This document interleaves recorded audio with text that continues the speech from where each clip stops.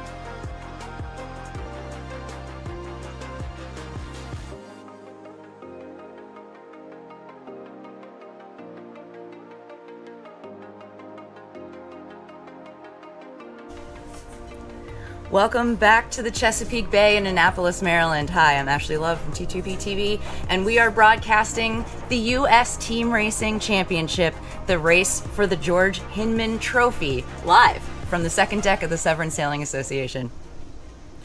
All right, we're going into day 3 of competition, and after we ended our live feed yesterday, PRO Gavin O'Hare, with the help of a platoon of race committee and an army of umpires, got in another hour of racing for another day of 96 races.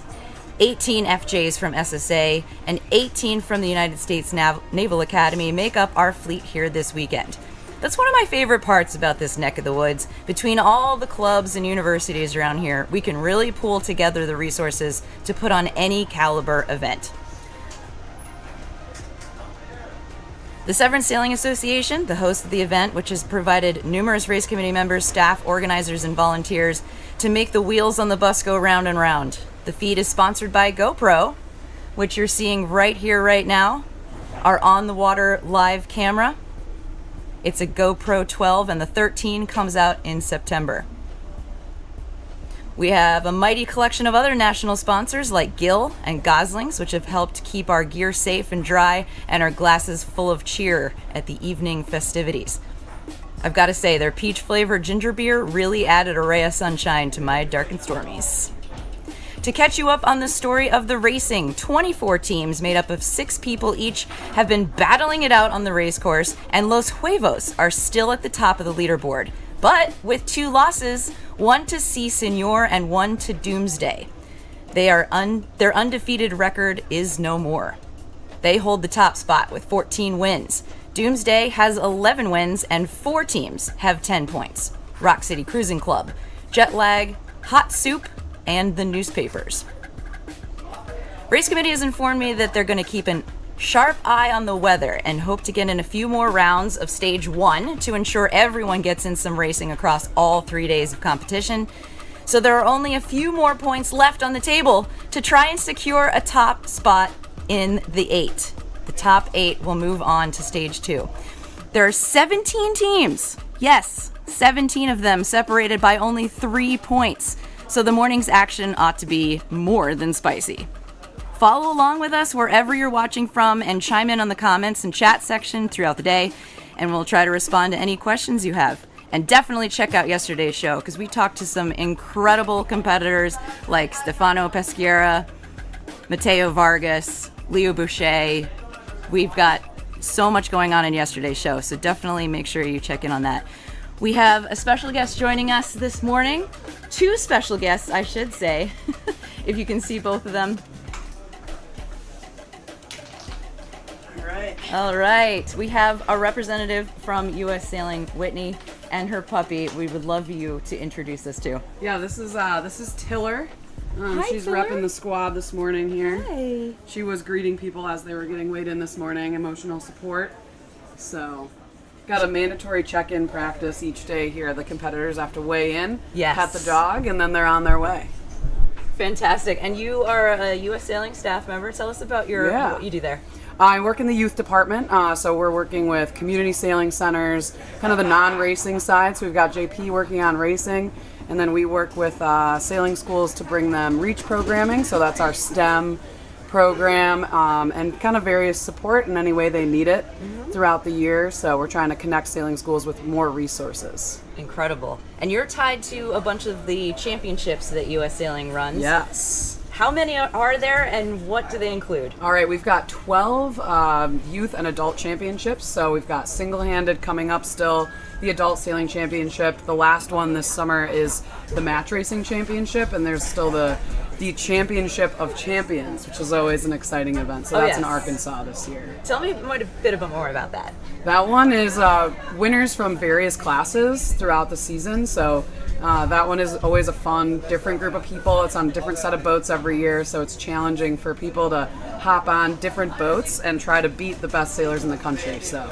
And that's always chosen. The boats that they race on changes every year? Yeah, yep. So it's been different boats every year. It's going to be a different boat next year than it is this year in a different venue. So lots of challenges for some of the best sailors in the country. We've got Tiller keeping an eye on things down my here. head mic wire wrapped. There we go. We got it. She likes to be involved. I like that she's got the penny on. Yeah. So you see all of this from both sides. You're a very competitive sailor yourself. Tell me about that. It's fun to see. So I was just in Chicago sailing at the Women's Match Race Championship. Great vibes. So it's really fun to sail there, race there, be a part of that competitive atmosphere, and then meet all of those people, come here. There's some competitors that did both events. But it's important for the competitors to give back. So obviously I work at U.S. Sailing, and that's part of it, but it's important to volunteer at these events. I've also been the OA for the Rose Cup, so the Youth Match Racing Championship. Oh, wow. So it's a huge army of volunteers, like you just said. We need umpires, judges, we need race committee, we need the people serving food, we need all of that stuff. So competitors should always keep that in mind, be respectful, which this group has been. And it's really cool to kind of see how the back end comes together after having just done the on-the-water part. So Right. And U.S. Sailing has a lot of training that people can do to become one of these people that can help give back to the sport. Tell me about that. So there's a couple of different ways you can do it. You can be a race officer, so we have trainings for that. We have trainings to be judges and to be umpires. So they're each a little different. The umpire trainings require a lot of on-the-water time. You have to learn the language. You have to see everything happening in real time. We've got a great group here. And then the race committee and judging part is a lot of classroom time. Again, learning from people that have seen it at all levels.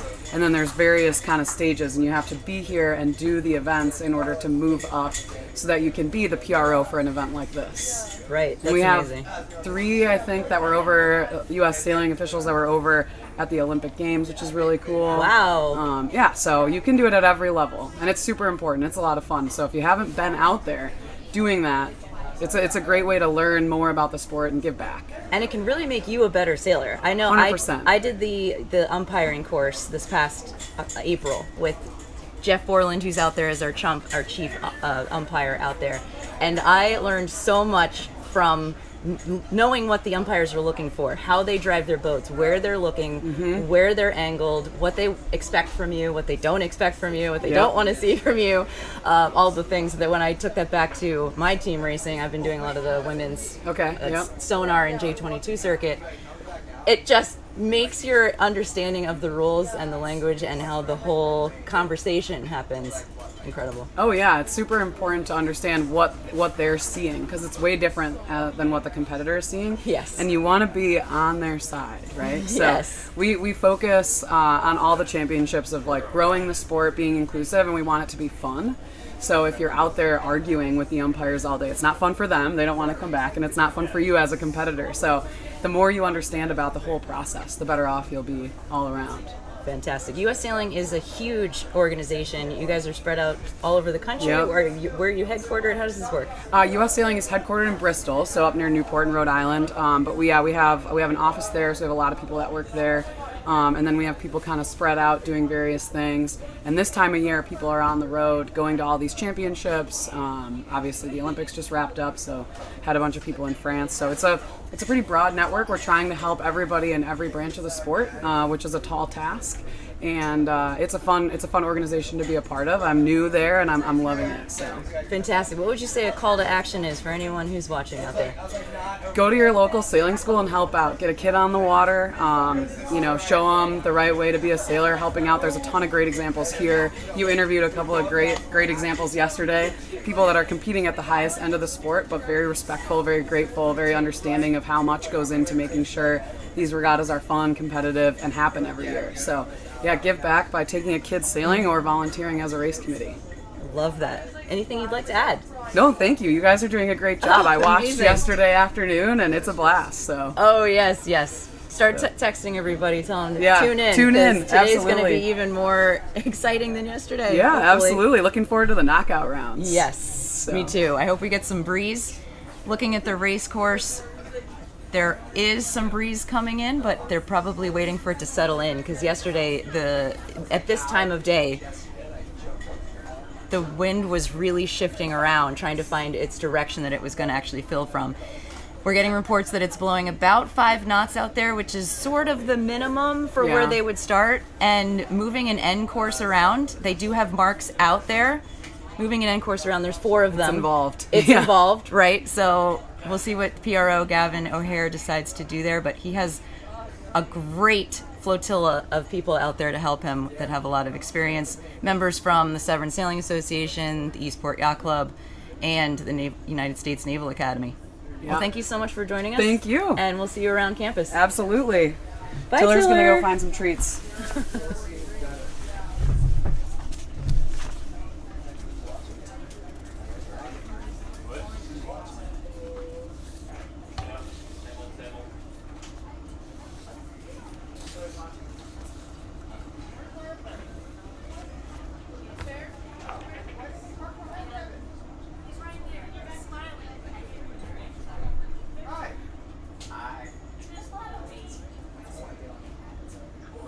The big collection of FJs that you're seeing out there, if you see the blue logo across the jibs and the mains, those are the SSA boats, and then the USNA boats have that USNA emblem in gold at the bottom of their mains.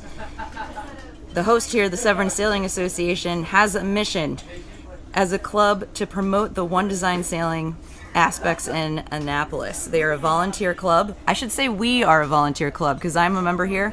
It was the first thing I did when I moved to town. I had a laser. I had 2 lasers at the time, and I joined up right here.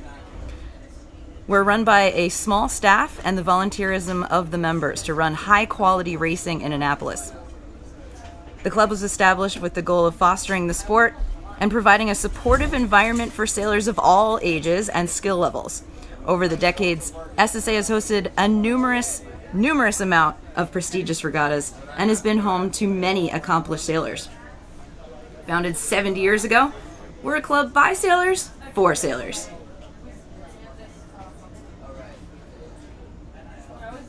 We have 12 One Design fleets out here in the parking lot. I keep my Meldus 15 here and still have one of those lasers, and a vibrant junior sailing program and we remain committed to providing an inclusive venue for anyone interested in high-quality racing.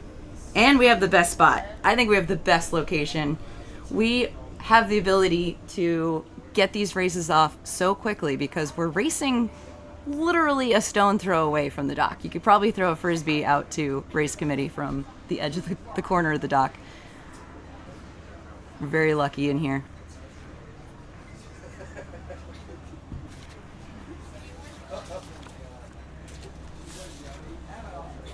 A little bit about the history of this event.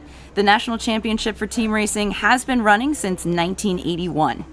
That first event was started by Sailing World magazine, and it was so successful that U.S. Sailing adopted it, and a trophy was donated in George R. Hinman's name. Let's hear about Hinman. Who was he?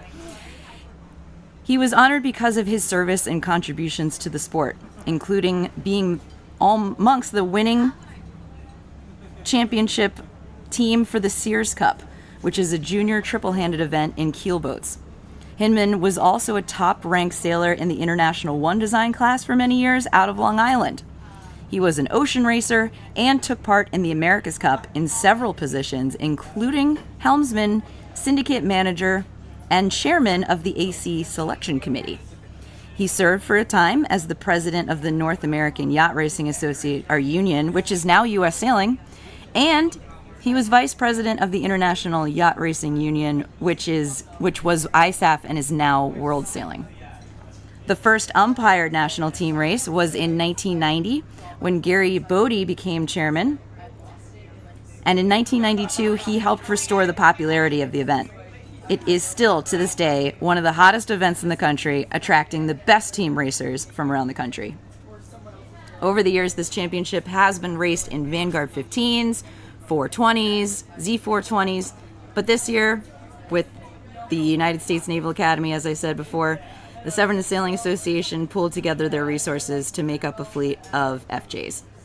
Lisa Pline, an SSA member, is our regatta chair, who we will be checking in with a bit later. She's on shore, ensuring everything is running smoothly, and the social calendar has been hot. It was pouring rain last night, but even in the rain, we had games of ledge going on. We had social hour going on upstairs with a lot of Gosling's rum. Fantastic night. And then we have Ian Berman, the head coach of the Naval Academy Intercollegiate Sailing Team, who is the co-chair. He's running scoring from inside, and our chief umpire, or chump, is the local talented and nationally known Jeff Borland.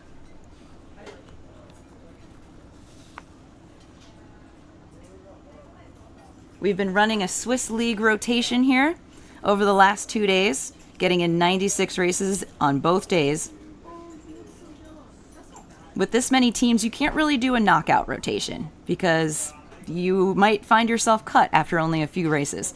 So we want to keep everybody in for longer, and a full round robin is just going to be way too much. With 24 teams, you just can't get that number of races in.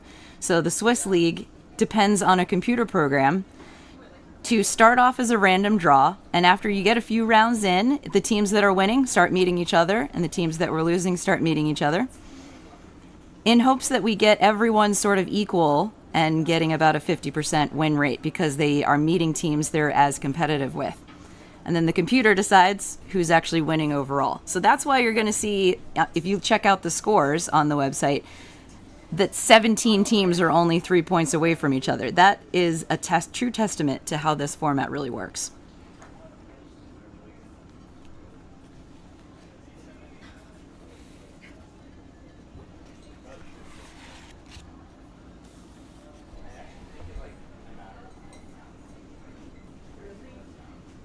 We can talk about the race course a little bit. This is the starting boat, the signal boat. It is called the Favored End. The Severn Sailing Association has it decked out for running race committee. It's probably out there every weekend from about May through October, running a race of some kind. They're completely set up with their flags, their marks, their everything. It is a really comfortable boat to be running race committee on. The yellow pin in the water is your start line, and we are faced in kind of a funky direction. Yesterday, the past 2 days, we've had a southeasterly, which is our prevailing sea breeze. This morning, we have more of a westerly. which will be unstable. We'll probably be moving this course around, would be my guess. They go upwind. They have a 3-minute start, and then they sail upwind to Mark 1, round that to starboard. They do a reach leg on port over to Mark 2, round that to starboard, do a downwind course to Mark 3, which is a port rounding, and then another port reach over to Mark 4, round that to port, and upwind to a different finish line being run by Eric Reinecke, one of our SSA members with a lot of experience running that. It's an N, they call it a digital N, and a lot of these sailors, I would say most of them, about 99% of them, raced team racing in college, and that is the course of choice, so they are very used to this course. Actually, the only people who don't have a college and year graduation next to their name are people who are still in high school.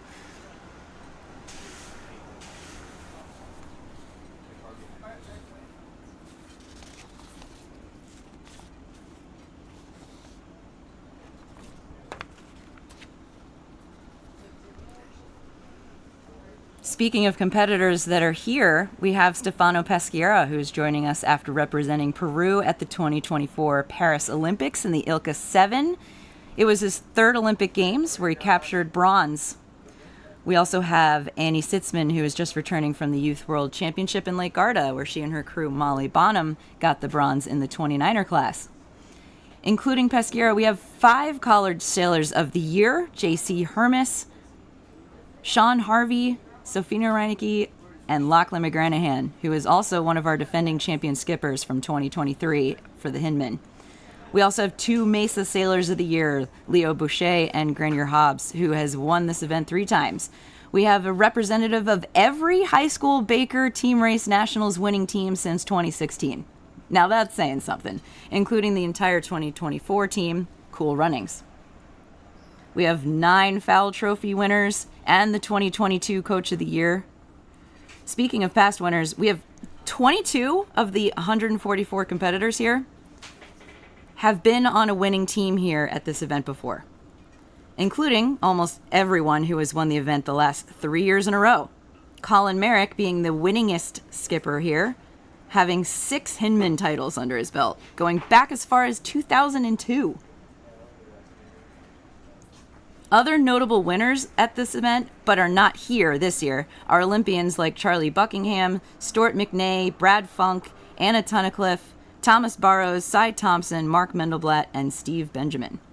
World champions in various classes, Pan American Games and Rolex Yachtsman of the Year nominees, America's Cup and Champion of Champions, who are also not here but have raced in this event before, Clay Bischoff, Amanda Callahan, Brad Funk, Bill Hardesty, Mark Ivey, Brad and Dave Dellenbaugh, Dave Ullman, Stu Johnstone, and Peter Eisler.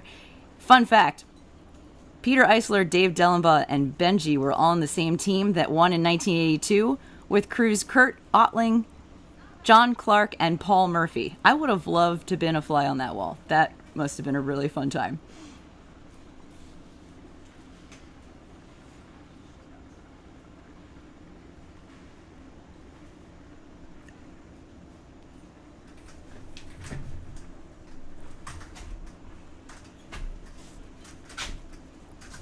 Race committee is making some moves indicating that we might get a start underway. So I want to introduce our co-commentator for the first part of the day, at least. He was with me yesterday.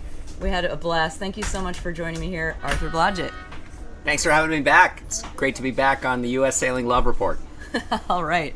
We have a new graphic system that's going to come up at the bottom where they're going to have the colors of the teams that are being represented right there on the screen. Awesome. Very sweet. What have you learned so far? What have you been watching and seeing these past few days? Really just an appreciation for this regatta and all the competitors. There's just a ton of super passionate sailors that have just been grinding in this sport year after year through college. Just so many All-Americans, and you know, even if you're not an All-American, like people who still sailed year after year in college, contributed to great teams, made great friendships, improved a lot as sailors, and just all the energy that goes into every single race, every single roll tack. It's humbling. It's really cool to see. Yes, and in races that are so short, we're seeing an average of 8-minute long races. That's how short this course is. It's like every tack and every jibe matters. For sure. Yep. Trying to, especially today in the light wind, trying to generate as much speed as possible from every maneuver. Fantastic. There's a fleet of umpires out there. There are 17 of them. If you see little ribs following the racing around, they're making calls right there live on the water. If there's an altercation between two boats, one or both boats may fly a red flag, put their hand in the air, and if the other boat decides, you know what, that was my bad, they can self-penalize by taking one spin. But the umpires have been watching the entire situation. There's 2 umpires on each boat. One of them will be calling what's happening with one boat, and the other will be calling with the other boat. Usually the umpire that's driving will take a higher number of whichever boat is in the altercation, and the guest will take the lower number, because there's usually a pair of boats that are about to foul each other. They already know what the call's going to be because they've been watching the entire situation and talking it out. So if somebody decides, I don't think that was my fault, and they don't spin, and the umpires throw a flag at them, they're going to have to do 2 or more spins. There's also a couple instances where the umpire can initiate a penalty without a protest. Yes. And we could see some of that today. If there's contact between teammates, the umpire can flag one of them. If a competitor touches the mark and doesn't take a penalty, even if the other team doesn't see it, doesn't protest, if the umpire sees it, they're going to fly a red flag, 2 turns. If the umpire sees a clear violation of Rule 42, that's going to be the big one today. Yeah, for sure, that sailors are familiar with. It's all the prohibited actions: pumping, sculling, rocking, ooching. Any of those that the umpire sees repeatedly or in a tactical situation to gain a tactical advantage, they can initiate a penalty for that. And then the fourth, often overlooked one, is sportsmanship. If the umpire sees a breach of sportsmanship, they can fly a red flag or a black flag. But hopefully we don't see that today. Yes, and in the rare occasion that a boat fouls and gains a huge advantage, the umpires can also make you do more than 2 spins. They can keep you spinning until the race order is restored back to the way that it should be. And that's the difference between experienced umpires and umpires that are just learning. They can really hone in on that particular aspect to keep things extremely fair. Can you imagine what team racing and match racing was like before on the water umpiring? Well, I lived that. I mean, when I was at the SESA team race district in 2008, 2009, we actually didn't have on-the-water umpires, and our judges couldn't make it. They had a flight canceled or something. Oh, and no. So we ended up having a protest that went into the evening hours over Zoom to determine who went to nationals between Charleston, USF, and Eckerd. No way. Wow. That's intense. We're getting reports from the water that it's only blowing 3 to 4 knots right now in the puffs, and the lulls are down around 1 knot. So that is not enough to really get some fair racing in. It would just be a little too risky. It would depend more on luck than actual skill. So we're still under postponement, but I'm sure there's lots of compasses and little strings pointed up in every direction all over the race course, so we won't miss a second of good weather. Do you think we should sacrifice a chicken? Oh yeah, what's your wind dance? Do you have a ritual to call the wind gods? No, not really. I just stay optimistic, and Right. you look at the radar, and even if rain's coming, that means you're going to get a little wind before the rain comes. That's true. A little bit of passing weather could bring in something. I mean, when I was a kid, I would put my pajamas on backwards and walk around my bed 3 times. But that was more for snow than for wind. But, you know, maybe that could be advanced to wind as we're adults. Because we wanted a snow day back then. But now we just want to sail. Yeah, sailing's a very weather-dependent sport. And so the format for these team race championships is always at the discretion of the organizers. It can always be amended. It can be shortened at any point. That's one of the advantages of the Swiss League, is you can stop at any point and you have a champion. They could also shorten the knockout, have fewer teams involved, or just Take best all. of one. So we're going to have to hear from the OA as the day goes on what the plan is and what's going to be the format. I think you went over earlier what they had announced as their intentions at the beginning of the day.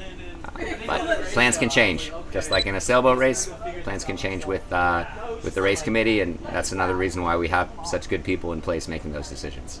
Yes, and that definitely makes our sport a bit more challenging. In tennis, you can go out and play pretty much in anything. It might be a little slippery over court if it's raining, but there are so many variables in sailing, and to stay engaged as a team, especially if you're waiting on land for so long. I've definitely been to a few events where our teams got the rotation where you're just sitting for a long time waiting during a postponement, and then you try to jump into a race quite cold against teams that have been racing all day, and it can be a big challenge. How do you keep your mental energy and heart rate under control out there, even in light air? Yeah, well, I think staying hydrated is really important. So hopefully these competitors that are waiting around brought a water bottle with them. Some of them have more than a water bottle. They have entire water jugs that are sealed. They're not allowed to tap into. There's a weight. Usually sailors think of a weight limit as something they don't want to exceed. They're trying to get as close as possible to that weight limit because their boat needs that kind of weight on the rail to keep it flat in heavy air. But these college teams are so light that the weight minimum is actually the thing that comes into play. They've been having weigh-ins every morning, and teams that are lighter than the weight minimum have to take sealed jugs of water out with them on their boat and lash them in to make sure that the weight on these boats is equal-ish. Water all around, but not a drop to drink.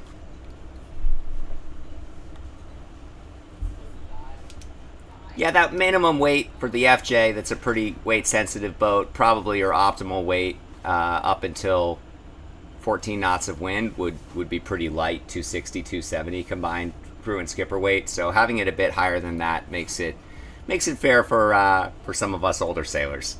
Right, and a lot of these sailors are used to sailing in college where they could bring a light and heavy crew and adjust to the breeze conditions as the weekend goes on. But here you are set with your team of 6. There's no trading, so you have to pick your arson of your quiver of competitive teammates to decide how you're going to sail the race. Can you trade off skippers and crews at this regatta within your team? I'm not sure. Maybe we'll ask Lisa Plein, our event organizer, when she shows up.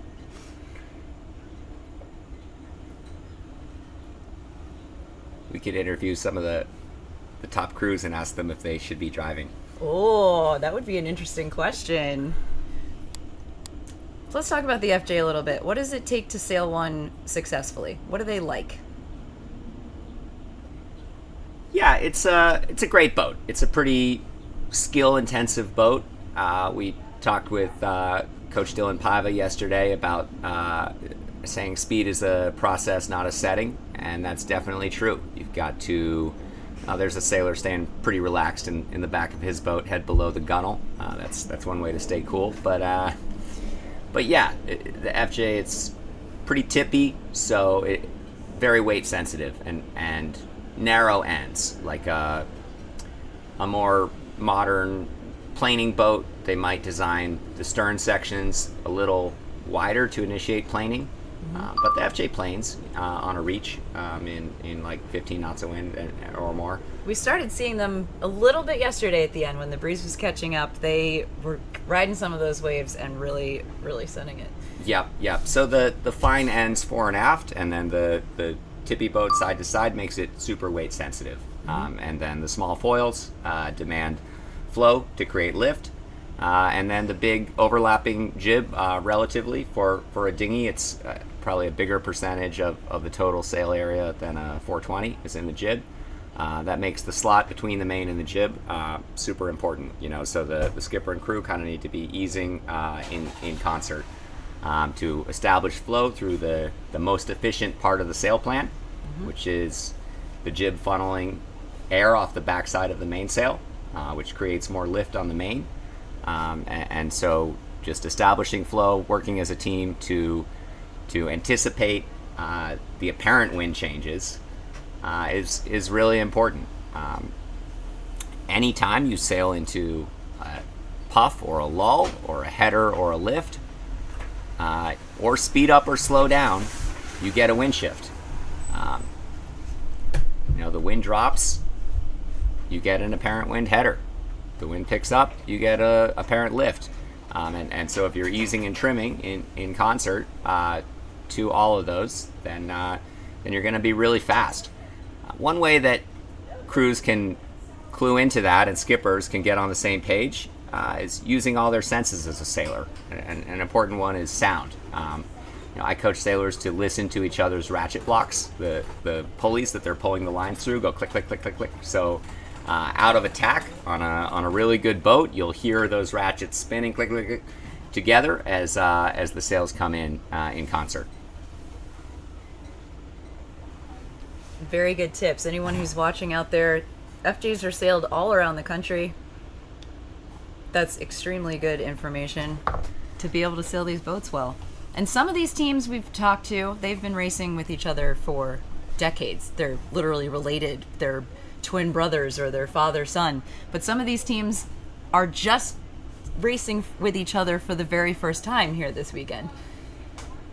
A lot of talent out there, and part of that talent and skill is adaptability and adjusting to not only the location where you're racing, but to each other. Being able to jump onto a boat with somebody you've never sailed with teammates you've never team raced with, and figuring it all out, bringing your own shared experiences to the table and coming up with your own style has been really impressive to watch over these last couple days. Yeah, and there's a fun element to that at this regatta. In a college practice and a high school practice, the coach will usually make the pairings, and here it's the sailors that chose their teammates. A first step into adult sailing. Yeah. While we have this aerial shot, when there's no wind, you can see the current pretty well, and so it looks like the tide is still going out at the moment. Just seeing the favored end pointing away from the pin end shows you that the current is kind of going actually from boat to pin and out of Annapolis Harbor and out of the Severn River. So that's one thing. Just you need some downtime as a sailor when you know that you're having a delay, but also you're still doing your research. Poke your head up enough to be observant. My dad likes to say sailing is about who can be the most observant, and so there's things to put in the back of your head during the wind delay or when the racing actually starts. And in this light of air, the current makes much more of a difference. We noticed, I talked to several of the umpires yesterday. They were saying that many, many, many boats were hitting the pin on the starting line. It just kept happening. So we would see that people were spinning right there at the start. It wasn't because of a foul. It was because they were getting shoved by the chop and the current into that pin end and ended up having to spin right off the line.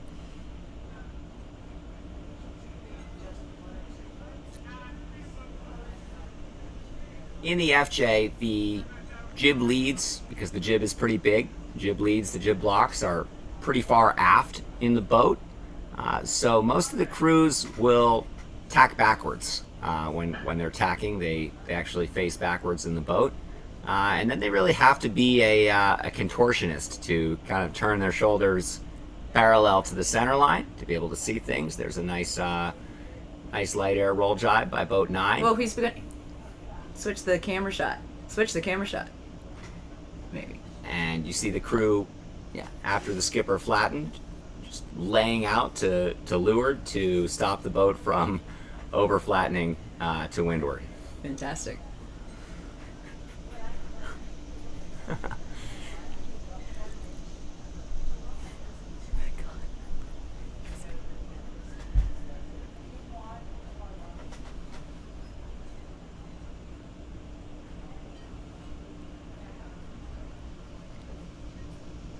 From this angle, you can see the United States Naval Academy seawall, if we're ever referring to that. That is what we're talking about. That's called Triton Light. The practice fields there, and then some of the academic buildings. and up the Severn River, the Naval Academy Bridge, and a little farther up the Route 50 Bridge. All spring we get northwesterlies that blow down that river, but the summertime is more for starting with a westerly like we have right now, and it's shifting around to a sea breeze if the land gets hot enough and if the sun comes out.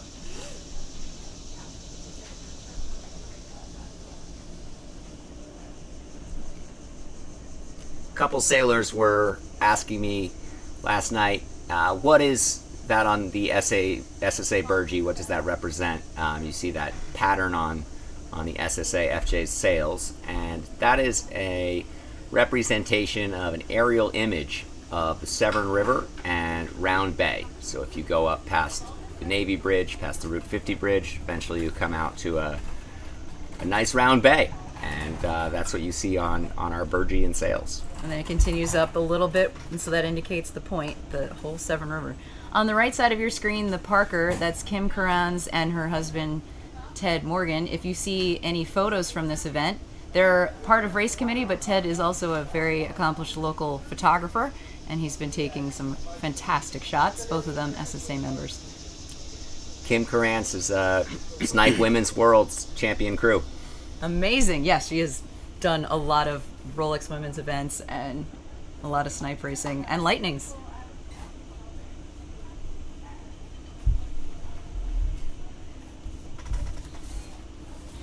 Kim sails with former Olympian Carol Cronin, and I remember one of my first Snipe Nationals. I was sailing with the Uruguayan Opti coach Nico, and Carol and Kim were out in little matching sweaters, and Nico was like looking at me, he's like, who are those ladies in the matching sweaters? I go, Nico, those ladies are gonna kick our butt this regatta.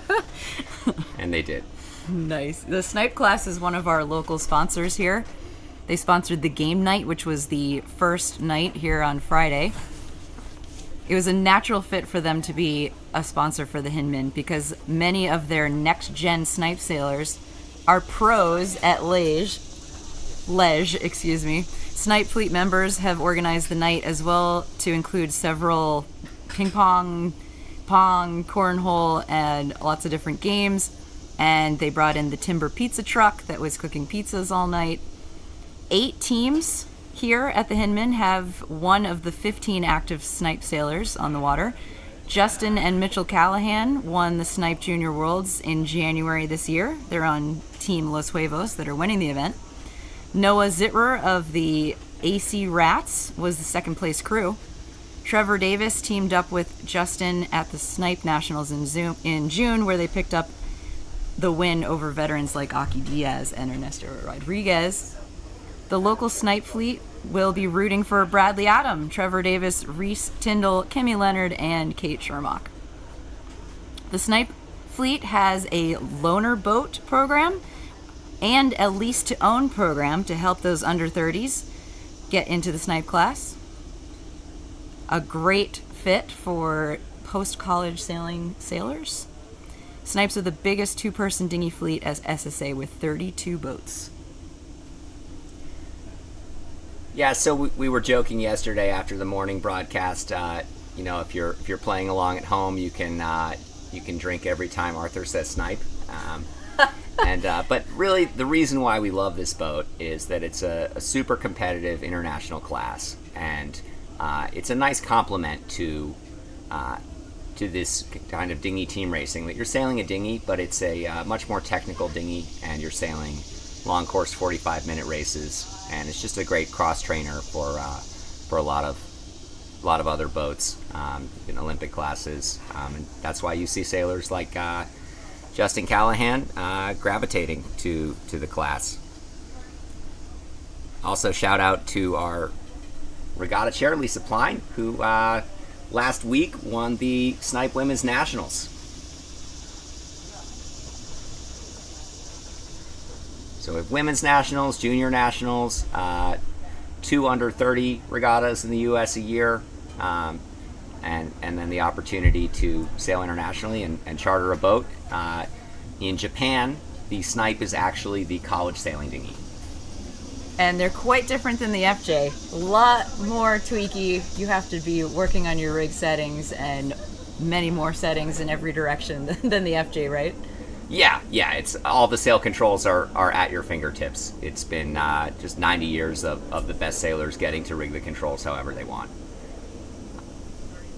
They have a long history of being a very well-attended class with a big, heavy centerboard that almost works like a keel just because it's so heavy. Sure. But that is a huge workout for the crew. I've attempted to crew on a Snipe a few times, and I remember some crews telling me over their shoulders, like, if you're comfortable, you're doing it wrong. No, I don't think that's true. No? I mean, Okay. you got to find the positions in the sailboat Right. where you can really anchor to it. I think it's a hiking strap boat. It's not a trapeze boat, Nice. so not too much extra equipment. Different sailors have their preferences on whether they like life on the wire or life in the hiking straps. But the deck is pretty ergonomically friendly. Again, there's more development within that one design allowed than, let's say, a builder-controlled one design, like the J24, the J70, the Melgus 15, where for example, in the J70, if they left it up to the sailors, we would take the winch off. But in the Snipe, you're allowed to do that. Just have to make weight and a moment of inertia test and measure in all your sails. Right. Well, U.S. Sailing is running this championship. They also have a big leadership forum that happens over the wintertime. And it's a place to connect, discover, and grow. They have about 600 attendees on average, 100 presenters, 45 breakout sessions, 30 demo boats. It's usually in a location where there's a nice beach where they can launch lots of different boats and lots of different boat builders come. So fun. 20 exhibitors, 4 keynote speakers, award ceremonies, and just endless networking. So if you're somebody in the sailing industry, coaches, organizers, psychologists, fitness, anything that really revolving around the sport of sailing, it is a fantastic event to go to. And it's over the winter in someplace warm and sunny. I've been a few times as the media producer, and it's just amazing to go to those, and really it's a huge reunion, but you're also really extending that network to people that you might not otherwise meet. Yeah, I went 2 years ago in St. Pete and learned some good stuff. Right on. All right, we have a few words from our sponsors, so don't go anywhere.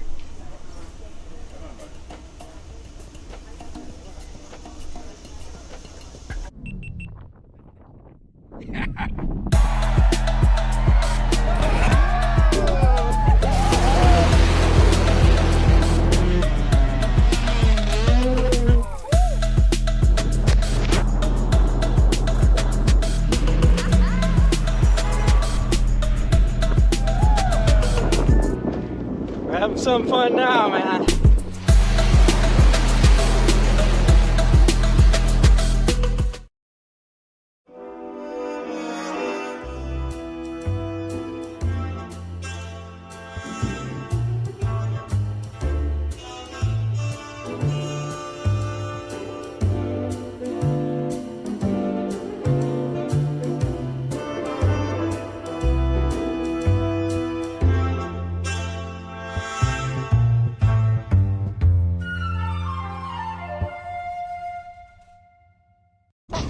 Ooh, this is gonna be smooth.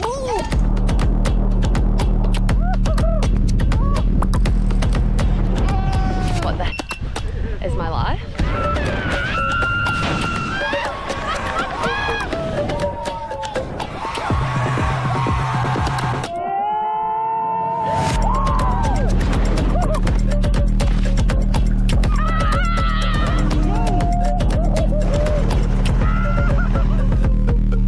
Don't worry.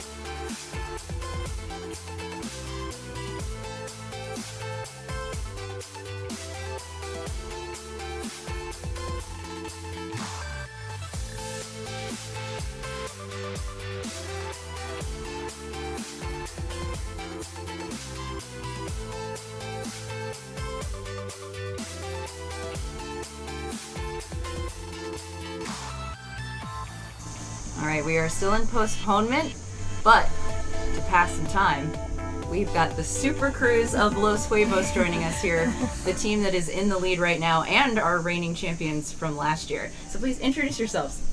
I'm Sarah Schumann. I'm Marbella Marlowe. And I'm Libby Redmond. And who are you guys sailing with? Mitchell Callahan. I'm sailing with Justin Callahan. I'm sailing with Lachlan McGranahan. All right, tell us a bit about how your team came together and the history of you guys sailing together. Well, the two of us sailed with Justin, Mitchell, and Liam O'Keefe actually at the Team Race Midwinters a couple of years ago, and then Lachlan, Justin, and Mitchell and I both all go to Harvard, and so last year was our first Hinman all together, I think, and we had a really fun time. We're all really good friends, and so we just wanted to do a repeat for this year. Fantastic. Tell me about crewing during team racing. What are the comms like on the boat? What's your role on the boat besides what we can see in the camera as jib trim? I feel like a lot of it is keeping your head out of the boat, looking at places where the skipper isn't looking because there's a lot going on. A lot of it is fleet race focused communication because they're focused on the team racing. So Right. It is so Yeah. tricky to keep track of the big picture and the little picture at the same time, but there's two of you. How do you guys break that up on your boat? Yeah, so the way we kind of do it is if Lachlan's watching the team racing, I'm talking a lot about the fleet racing information, and I'm really focused on speed and boat handling and talking about whether the boat's feeling good, counting down our rolls. And if he's more focused on the fleet racing, he's kind of asking me, okay, what's going on? And I'm kind of like trying to paint a picture in his mind of where other boats are on the course and kind of just alternating back and forth between those two things. And you? Yeah, I mean, in team racing, it's very easy to get kind of tunnel vision, especially for the skipper, focusing on just your play and just your boat. And so it's the crew, I think it's important to kind of fill in the gaps that tunnel vision kind of can create. So like they said, just like course management, what the other boats are doing, if there's anything that the skipper should know that they can easily lose sight of. So it's a lot of kind of just like counteracting each other's focus, I think. Nice. And sailing in FJ, talk about the physicality of that and what it takes physically to sail one well. I mean, I think it's different for each condition. So today it's super light and lumpy, which is different for us at Harvard. I mean, on the Charles, it's just very flat water. I mean, you guys get to sail in open water a lot more than we do. And so it's very condition dependent. Yesterday was a little bit breezier, which was nice. It is definitely as physical. We're all getting our bruises by the end of the regatta. Yeah. We all sailed college nationals, so we're all kind of recently in shape with the boat, but it definitely is physical. What kind of other sailing are you guys into? right now I'm just doing a lot of dinghy sailing. Yeah, doing a lot of dinghy. I just graduated BC, so hoping to get a little bit of experience in like the Snipe class, and maybe do some match racing and some like bigger boat team racing. Would be really cool to start to get into, kind of like the next phase. Yeah. I did a lot of match racing in like high school and a little bit in college. I'm from Southern California where there is a lot, so I'm lucky that there are a lot of opportunities there. So kind of staying in touch with that. The Hinman's always a great way to see everybody every year. So probably I just moved to New York. There's a lot of sailing in New York, so kind of just transitioning to a more social sailing as opposed to college sailing, but definitely keeping engaged with the sport. Right. How do you see, you've been sailing in college forever and then coming into the adult sailing world. How do you see the Hinman, the vibe, and the culture of team racing evolving? From going from college to adult, or even from high school to college to adult? I think it's really cool. I mean, we're racing against some of the people who we've kind of looked up to throughout youth sailing, and we've kind of seen like leading the way in team racing. And I know like Arthur used to coach me in team racing, and Sarah too, and a couple other people from our team. And it's just really cool to kind of be in an environment where you can be any age and be really competitive with one another at this event. I think it's just a very unique experience. Lots of learning opportunities from everyone around you, so it's fun. Right. Yeah. What is it about team racing would you say is your favorite part? The action. There's a lot going on, and It's really like never no win is like ever really guaranteed. I think in fleet racing it's just like, oh, whoever's in first is kind of probably going to be in first for the rest of the race, but so much can change so quickly in team racing.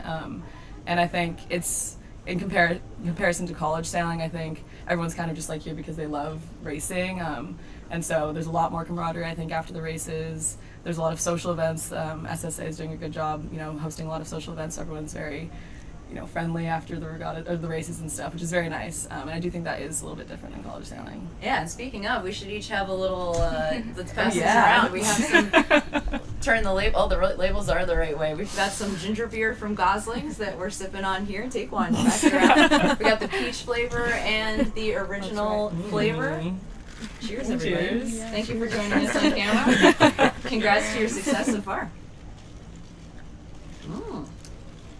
Delicious. Pretty good. Just as good without the rum in it, though, we're sailors, right? We like the rum in it a little bit.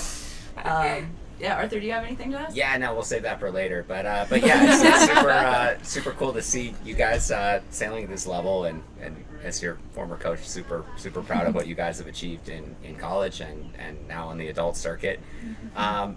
What was the kind of the transition like from opties or sabbats to college, and like what did you sail in between, and like how did that prepare you, and then what are you looking forward to with Libby answered a little bit, but with like boats after college, match racing, team racing?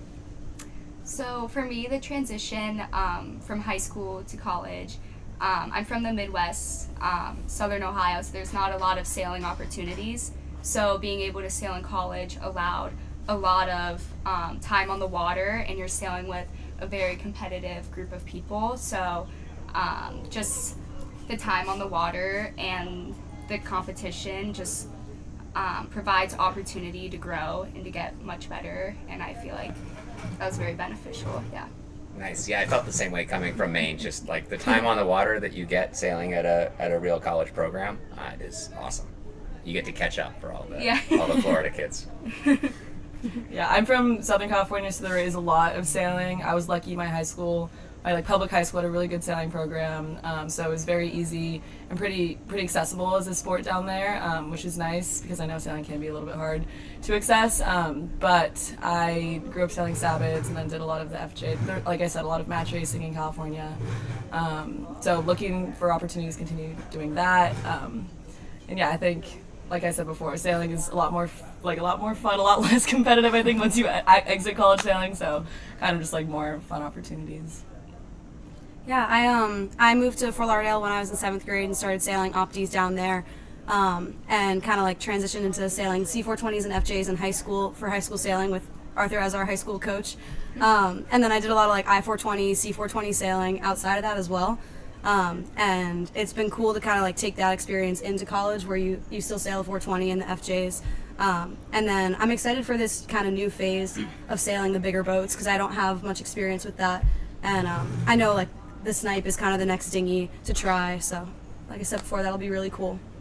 Yeah, and now whether it's something that's a mental toughness that you need for sailing or the physical, whatever shape you need to be in, what's some advice that you would have to anyone watching out there who's wanting to try team racing or do they want to be a super crew like you guys? Give us some advice for people watching. I guess don't take things personally. Oh, okay. Especially as a crew, I think it's easy, when your skipper is kind of in the heat of the moment to internalize things, but it's totally not personal. And if you're skippering too, like I said before, it's the best. Competitors are those that can take stuff off the water and leave it on the water, and then just get off the water and be friends. And so sailing, everyone's just there to sail and like have a good time. It's not super personal, so I think that's a big pointer. I'd say each role is equally as important. All three of us have skippered a ton, and we've been crewing recently, and both roles have its importance, and it's a team in the boat, and I think that's something to remember. Yeah, I feel like being adaptable is a huge thing, and like whether you're sailing with different people or, like Sarah said, kind of switching roles a good amount, and just keeping like a really good attitude. I think that's really key. reading the person you're sailing with and like knowing how to keep that person calm, whether it's asking them if this is working or if you have to adjust. I feel like that's really important. Right, because you can't just win all the time, like you guys, right? Sometimes you're recovering from mistakes and recovering from a loss, and that can be a huge mental toughness game. Are there anything else? Yeah, I mean, Sarah, like you're sailing with Mitchell, and he's a world champion crew, and you're a national champion team race skipper. Any chance you guys switch it up for a race or two here? We'll see. It's been a while since I've touched a tiller, so maybe not, but maybe on the sail in or out. So, time. We'll see. It's a good question. Nice. Yeah, and just to comment on like the access thing for anyone here in Annapolis, these FJs can be rented for every Tuesday night. We do T-Sods here, Tuesday evening, Severn 1 design racing, really informal, no keeping score. But even if you're not a member here, I believe you can check out and rent the FJs. You talk to Travis Carlisle, the junior director here. He does a great job with that. If you want to get involved in Monday night team racing, we do that most of the summer. Bradley Adams is one of the local gurus for that. And then if you want to get your kids in sailing, we have a lot of great yacht clubs around here: SSA, AYC, EYC, and scholarships available at those places too. So I was a scholarship kid growing up at the Camden Yacht Club in Maine. And that's how I got into sailing. Yeah, a lot of clubs do fleet racing, but all you need for match racing is 2 boats. That's a match race, right? No excuse not to get out there if you have 2 boats that come on a Monday or whatever your weeknight racing is anywhere in the country. Just actually learn some of the team racing or match racing rules. And then team racing, yeah, if you have 2 boats and 2 boats, that can be a team race or 3v3. Or I don't know what 4v4 is. I watch that and I start to get really, really lost. But that's the purest team racing. That's the highest form. How do you keep track of all that math? You don't.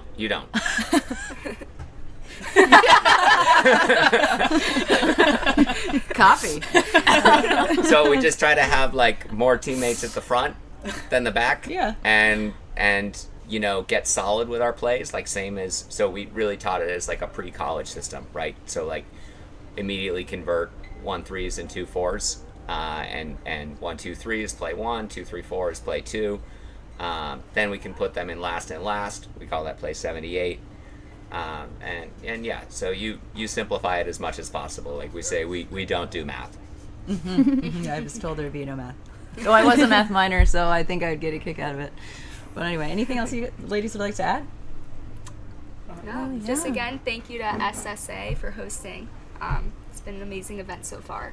And to Goslings for the yes. ginger beer. Yeah. Keeping it flowing. Have you been to Annapolis before? I have, yeah. They hosted an Ida Lewis here a couple, like 4 or 5 years ago, actually out of SSA. Yeah. And then college sailing, a lot of the guys are hosted here. It's like a beautiful place to sail. It's one of my favorite places. Great. Well, I hope we get some breeze for you today to really end up these 3 days really strong. We have note from the water that the PRO has started a starting sequence. So we're going to jump in and on the action. There have been 4 races on the books right now. They need to get 8 more in to finish a full flight for those races to count. Otherwise, we're just going to move right on to stage 2. So we'll check back in with the racing action. Thank you so much. Thank you so much. All Thanks right. so much, guys. Super proud of you, and good luck the rest of the way. Thank you. Thank you. Yeah, take your ginger beer with you. It is good. Thank you. Thank you. Finish this one from the can.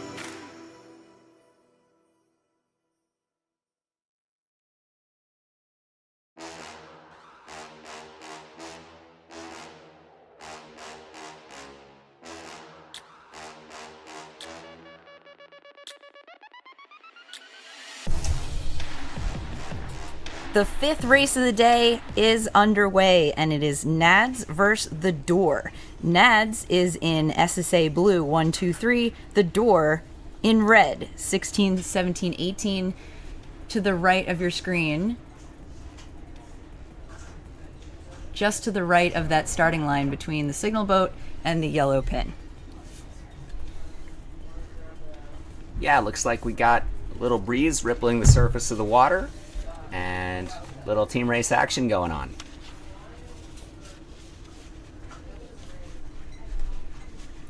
The NADS team is made up of current midshipmen at the United States Naval Academy. And The Door, St. Mary's, a lot of St. Mary's people. named in honor of the Green Door. Yes, the Green Door being the local bar down there, they kind of just shortened it up to The Door for this weekend. The captain of the midshipman team, NADS, is Ryan Waba. Crewing for Nathan Smith, who they usually sail together throughout the college sailing season. The other two skippers, Jack Welburn and Ellie Alex, also a pair from the regular college season, and Henry Algier and Darby Graham. Looks like one of the Nads had to take a 2-turn penalty in the middle of the beat, so advantage to the Doors.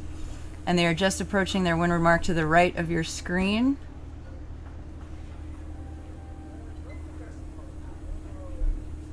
Are we dropping in on the next start instead? Seems we are. Pretty pin-favored starting line here as the boats get underway. They're allowed that one rock at go as they turn from below close hauled up to close hauled, heeling to facilitate steering, and a couple nice roll tacks to get off that pin-favored line on port. This is Fast and Curious in pink and Wood Street Warriors in black. Yeah, nice start by Fast and Curious. One of the Wood Streeters is spinning down below the pin. The only issue they got to resolve right now is that 5 is covering 6, sailing on their teammates' air. And so 6 is tacking out. And 5 is going to continue reaching down over the top to cover the Wood Street Warrior in boat 14. Try to cover their wind and go play 1.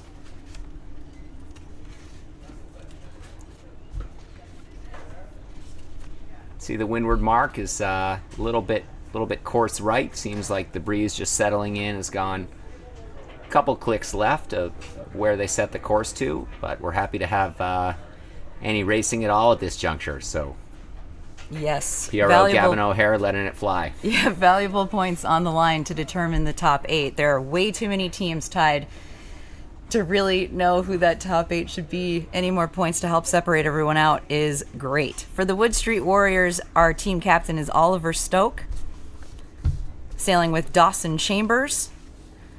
Another skipper, Carlos Bermudez de Castro, sailing with Jed Leroy.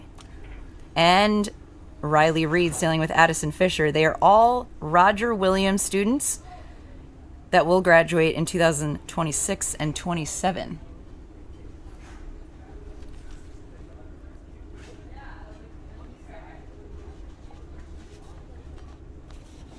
Yep, Jed Laurie was a 420 race coach in Annapolis this summer and did a great job. He also won the Baker Trophy with Tommy Sitzman and Robbie Meek, who are sailing on a different team. And they won the 2024 College Team Race Nationals. Yeah, that was a really, really tight Nationals. Close contested win over Harvard.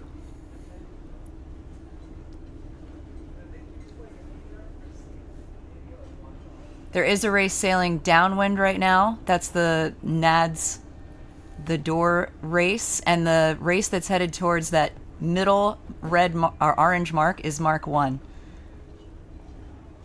I think we might have a mark trap here, given that Fast and Curious has first place. They're a little wide, though, to set a trap, so they're going to round. In first and third for Fast and Curious, would have been nice to convert that play before the mark, you can see Wood Street Warrior boat 14 is setting up for a mark trap.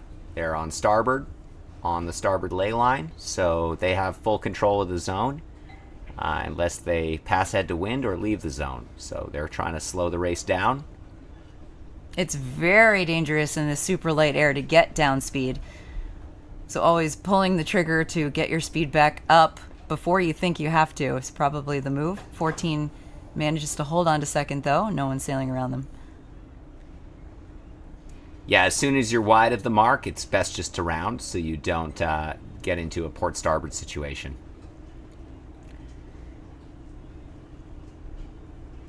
Fast and Curious with a 1-3-4 here. Their boat number 6 is spinning for some reason now. It was interesting. We didn't see a situation, so it could be umpire initiated for Rule 42. Rocking or exiting your tacks too fast are probably going to be the most common 42 breaches you see today.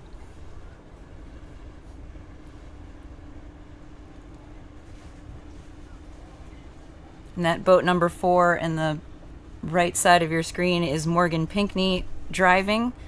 Their middle number, boat number 5, Campbell Dialescu, and the high number, Christoph Killian, boat number 6 that was just spinning. Yeah, Wood Street Warriors converting a play 2 right here. Doing a nice pass back, mark trap at mark 2.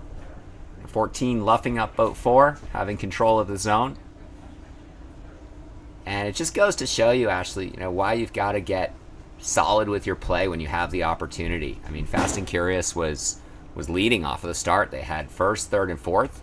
And by not getting the 1-2, now they're in a heap of trouble.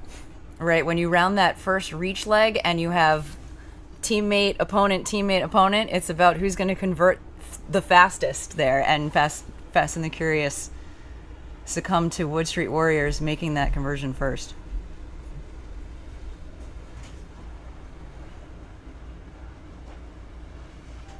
They were fast, and I'm curious why they didn't convert the 1-3.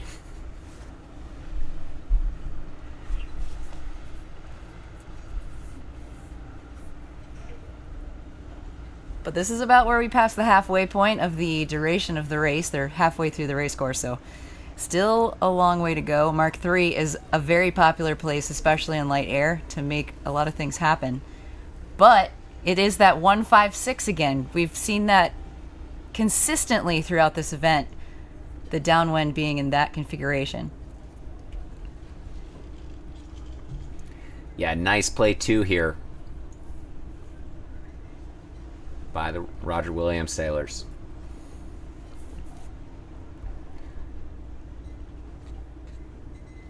We'll see how boat 5 manages this. Will they try to do something at Mark 3? I'm not sure, because they're still racing pretty quickly. If you're going to do something at Mark 3, it can be sometimes nice to arrive at the same time as your opponents, so they don't still have speed carried while you're dead stopped in this light air.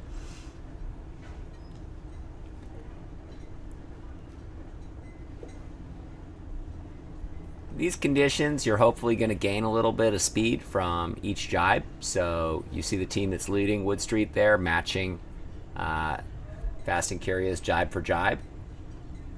And the wind shadows are massive. Wood Street Warriors creating a bit of a wall there in their 2-3-4, which is just naturally sucking in boat number 5. And they're finding a bit more pressure course right, perhaps. Yeah, it's pretty light. I mean, you see boat 15 is a little bit parked on the outside. I think they're going to go for a jibe right here. So you see the crew rolling, bringing the jib around. And keeping their weight low so they don't over flatten and get called for rocking. It's very athletic. Even in this light air, the crews are moving so much.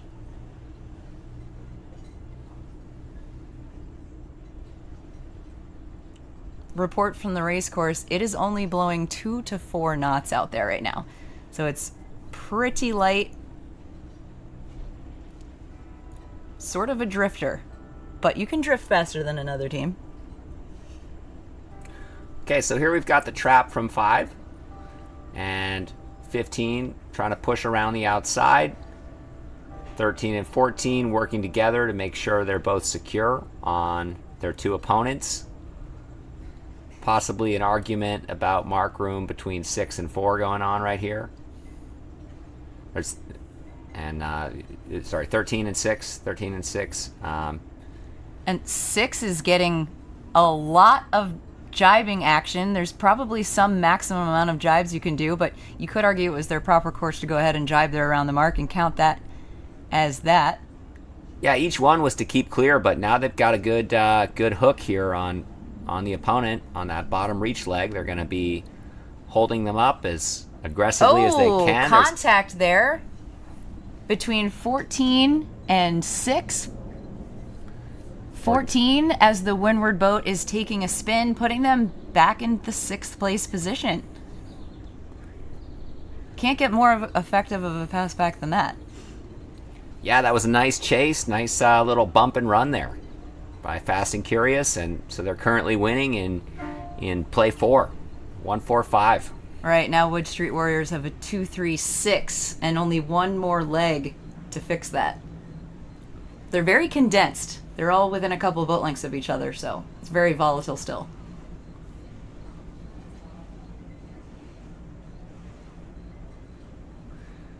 A lot of bailing going on from the crew of 6. You see those jibes they may have shipped a little bit of water on. Sometimes it's worth it to get a little water in the boat just to get a maximum acceleration.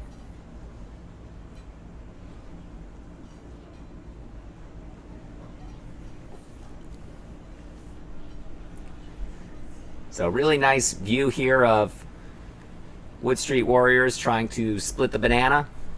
2-3-6, the 2 and the 3. That's boats 13 and 15 covering 4th and 5th place. Boat 4, boat 6. And hoping to move up their teammate in from last place to 2nd or 3rd, ideally. So all 3 boats here tacking into a speed pass back. 14's really got to trust here. Just go fast, focus on their telltales, focus on speed. And 15 wanted to go back and cover, but the 1 has come down and pinned them. That would be Campbell D'Alescu in sail number 5.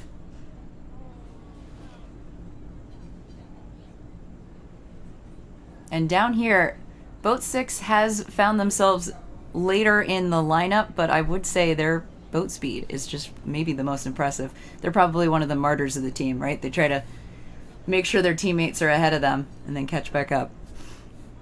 That tends to be me when I'm team racing. I know that move.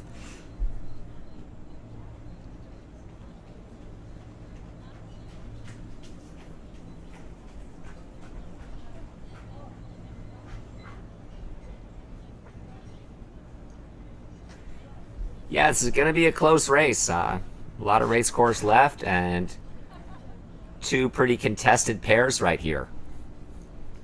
The captain for Fast and Curious, Campbell, is an All-American from Georgetown, graduated in 2019, and a 2-time podium finisher at the College Team Race Nationals. He also sails 29ers on the world stage. He's sailing with Megan McRae, a 3-time All-American from Georgetown. She has a lot of accolades on her calendar as well, including the College Match Racing National Champion and being the Co-Ed Dinghy National Champion with Campbell. So they have a lot of experience racing together at this level.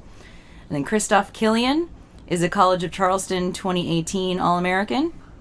Sails with Liz, or used to sail with Liz there. His crew, Elizabeth Pemberton. They won the College Team Race Nationals together in 2017 and 2018. Got to dial down right here. 14 dialing down on the opponent. Play 1 opportunity again for Fast and Curious if they can go from 1st and 3rd to 1st and 2nd. But the Wood Street Warriors also in a good position here to go for play 2. Oh, there's a duck. All right. So now advantage Wood Street Warriors. If 13 can keep 6 behind them. but 6 may have this cross. They do. Woo.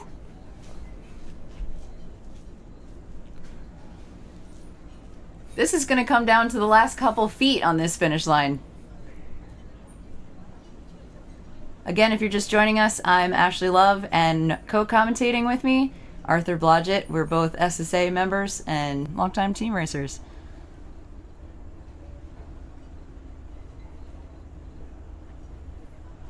Wood Street Warriors trying to run a play 2 here, going hard for 2, 3, 4, but right now 13 is trailing. See if his teammates can get him out of last place. Wood Street Warriors seem to be tacking a lot more. Fast and Curious able to really extend on some of these tacks. Ooh, 14 has a piece of 6. So 16 is going to have to succumb, or 15. 6 might lay here in first and third, so I think this is going to be a play 1 win for Fast and Curious. What did I say about boat 6? They were just going to catch back up. I knew it. There you go. Wow. It was a great race. Great race, and congrats to Fast and Curious for that 1-3. Sorry, Jed.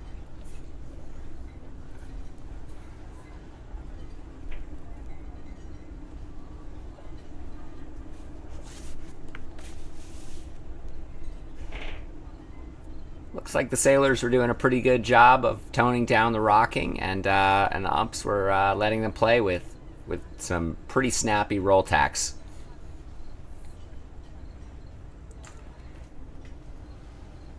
In this light wind, you really should be gaining speed out of each tack. And in college sailing, that's allowed.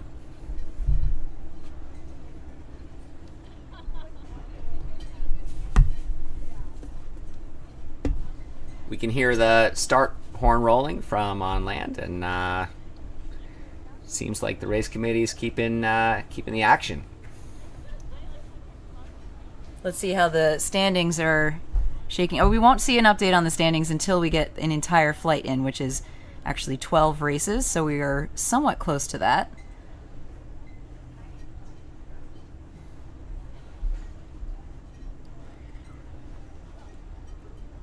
Okay, the race we're currently seeing on the start line. Navy Red 1, 2, 3. That looks like the AC Rats against 1 United in Navy Black 13, 14, 15. 1 United is Alfonso Garcia Bringas, Telmo Bastera, and Esteban Forer in the skipper position.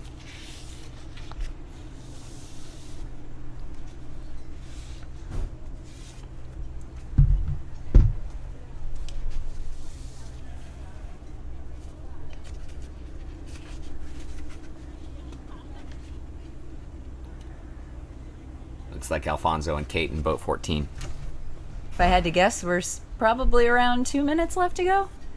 Gavin O'Hare standing up there over the back of the boat with his string, taking some wind readings. If the string moves, we start the race. Right. That seems to be the minimum qualification for starting.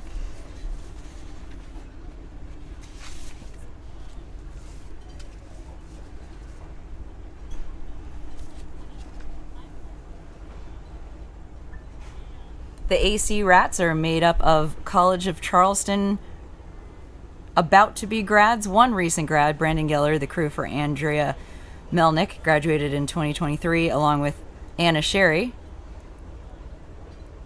The rest of them are still undergrads. They have 90-plus hours a year of training together for the last 2 years, so this team is extremely comfortable with each other.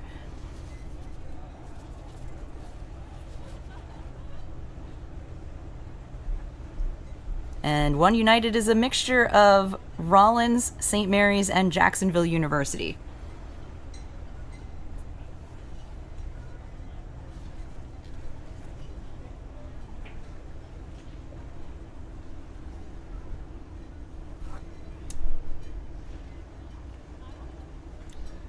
Those two teams seem like they're still in the pre-start.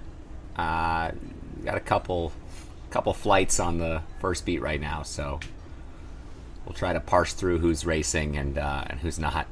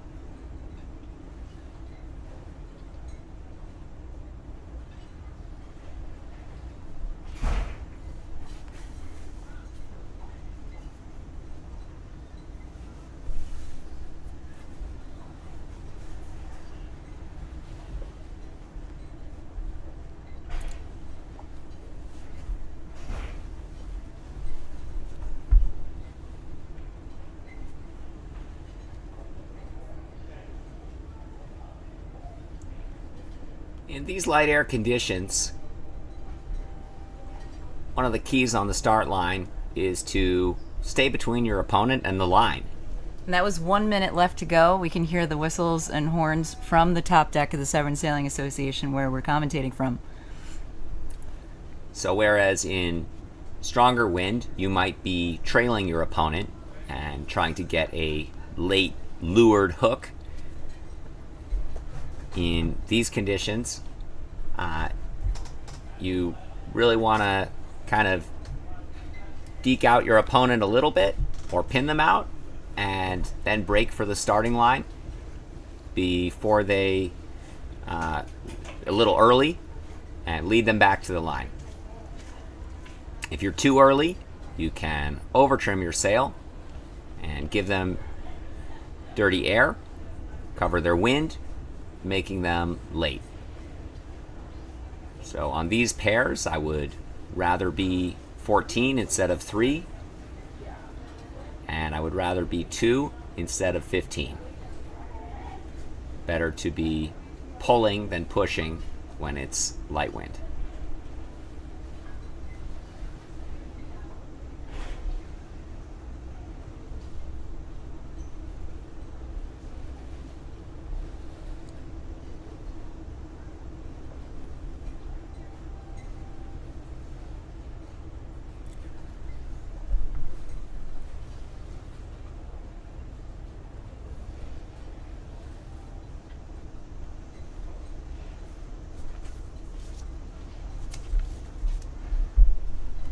See 13 doing a nice job leaving their pair and coming in to start in their zone at the boat right on time. That's go.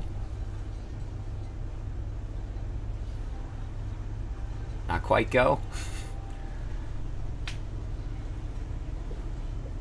There we go. Having to duck teammates.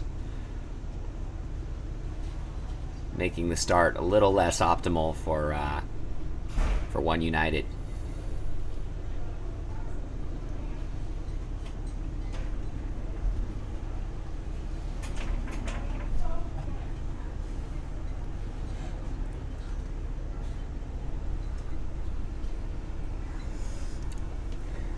A really deep 6th place for the AC Rats.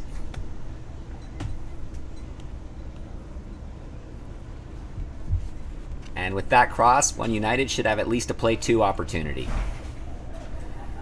And these boys continue to duck each other, though.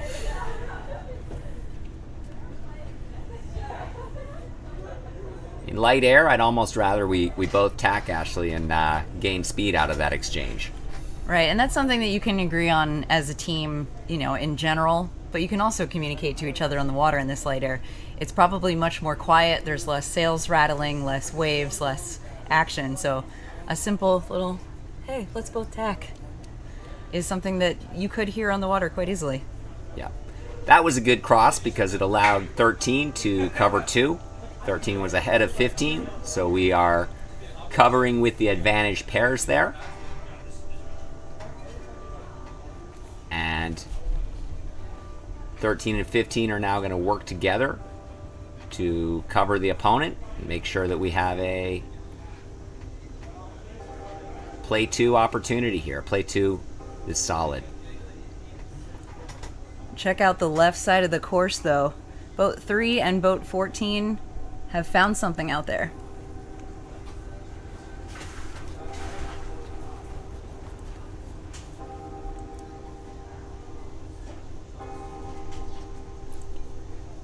Yeah, not the best double coverage on boat 2 as they continue to find the seam on One United zone. Now, when you say seam, Arthur, what do you mean? Well, they're not sailing in anyone's dirty air right now. You know, they have clear air on 13 and they have clear air on 15. If they were to get a little bit of a right-hand shift, then perhaps they'd be able to pin the left boats on One United. Looks like One United is still winning, but they're not covering, and so they're not extending. Pretty slow tack right there by 15, trying to regain a good position.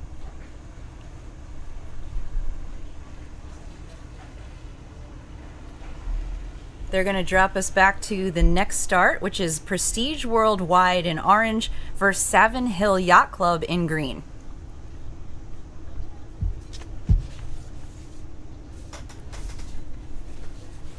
Okay, Savin Hill Yacht Club is some fairly recent BC alums, Sophia Reinecke, Wade Waddell, and Scotty Sinks. And their crews are Lily Mathieu, Laura Ferraris, and Colleen O'Brien.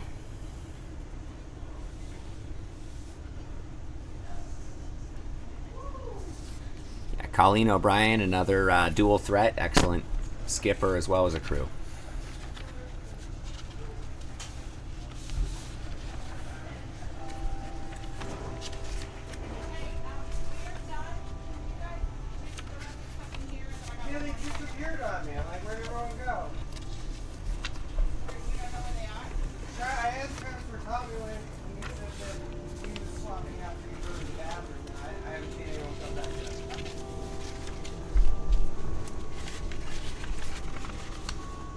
And it's a drag race so far off the starting line with a couple unresolved pairs. And by that I mean you're not sure who's winning between 10 and 9. It would be pretty close if 9 probably can't cross 10 yet, but by the time they get to the port ley line, it's possible. So 7's going to come here and attack on 10's wind to help break that tie.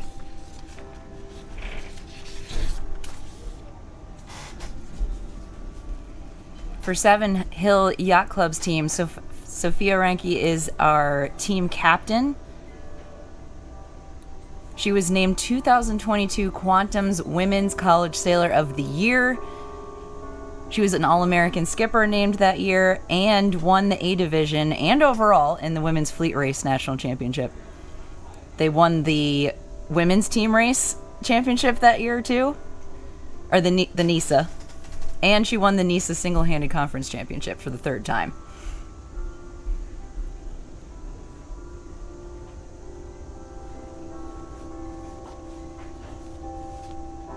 She's made the transition well to adult team racing in bigger keel boats as well, being a 2-time winner of the Thayer and the New York Yacht Club Women's 2v2 race. The Thayer is the Corinthian Yacht Club's National Women's Invitational held in Marblehead each June, and the New York Yacht Club hosts theirs in early June as well. June is a big month for women's keelboat championships.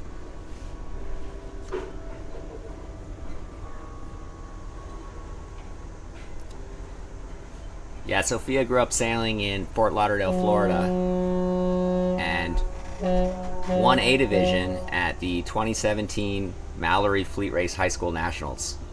That's a co-ed fleet race national championship, and she was the top skipper with her sister Erica coaching her at that event. Erica just got done competing in the Olympics for the USA in the laser radial. Yeah. Well, we're going to need to see some downwind speed here for Savin Hill. They are chasing a 1-2 by Prestige Worldwide.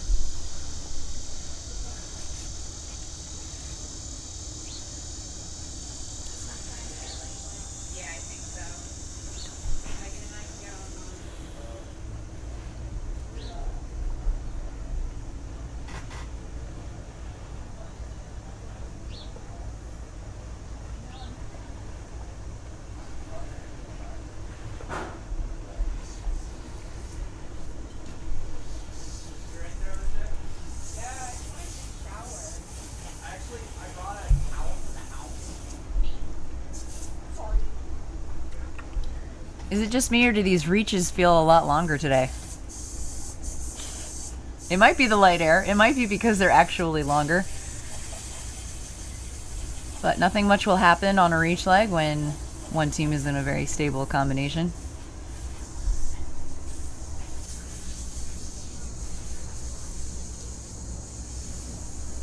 Yeah, we're sailing across the wind, so we got to wait for the downwind leg to have a chance to cover. So we could see boat 10 and boat 12 try to double team boat 9. Boat 10 doing that by sailing a little bit lower than her transom, or a bit up higher, and then boat 12 coming a little lower, so that if boat 9's jibes, they can get on her wind whichever way she goes. Yeah, this is the textbook high-low we were talking about yesterday. The 10 is just trying to get on 9's air, and their teammate is going low, just sailing their VMG, fastest course possible, to the leeward mark. A Simo jibe there might favor boat 10 if they can get on their breeze. Yep, Reineke there in boat 10, anticipating the jibe and going for air.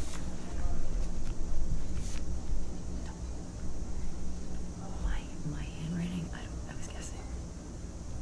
Her handwriting is good.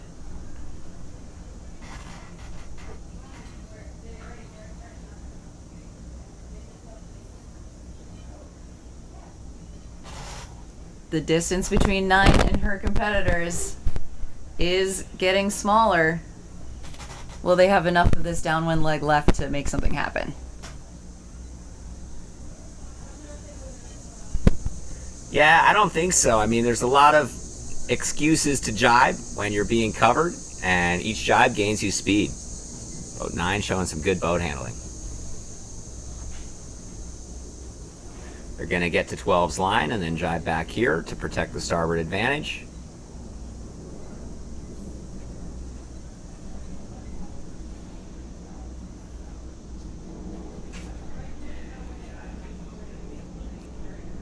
And then jibing for clear air from 10.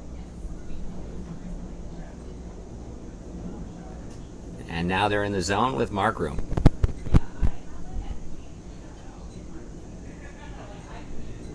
And completing their jibe clear ahead so that boat 12 can't luff them on the bottom reach. Team Prestige Worldwide, their captain is Cameron Giblin in the highest boat number, Jack DiNatale in the middle boat and middle number, and Matthew Logue in the low number. Cameron is a two-time All-American from Tulane, graduating in 2023, where he won A Division at the College Sailing Dinghy National Championship with the same crew, Andrea Rafael Gonzalez. Jack is sailing with Declan McGranahan, a Boston grad 2022, and Matthew Logue is sailing with Michaela O'Brien, another Boston grad 2024. She was on the Women's Fleet Race National Championship team, named All-American that in 2022, and a NISA Women's Team Race Championship crew. Yeah, Andrea is from Annapolis and Puerto Rico, and she just competed this spring in the Pan American Games with Raul Rios in, you guessed it, the Snipe class. Hey, you know a lot about the Snipe class, man. Well, you know, in sailing, we're competitors, and we're also fans of our competitors. Michaela O'Brien was also runner-up on the Women's Team Race National Championship as a skipper with Sophia and Colleen. Dual threat. Dual threat. Fortunately, 12 getting a red flag here, probably for Rule 42, given that there were no other boats around her, and that's taking a little bit of the drama out of this race. As Prestige Worldwide cruises into play 1. Looks like we might have some more wind coming down the race course. This is a nice angle to see out towards the Chesapeake Bay. Eastport is on your right. SSA just out of frame on the right. Looking all the way out to Thomas Point, and then that opens up into the big wide bay. In the direction we are hoping the sea breeze will fill in. That's southeast. But the southwest that we're seeing, there's a big weather system over Ohio right now that is sort of sucking things in a more westerly direction. So if the southeasterly does fill, it probably isn't a sea breeze, it's just a weather anomaly dragging things around.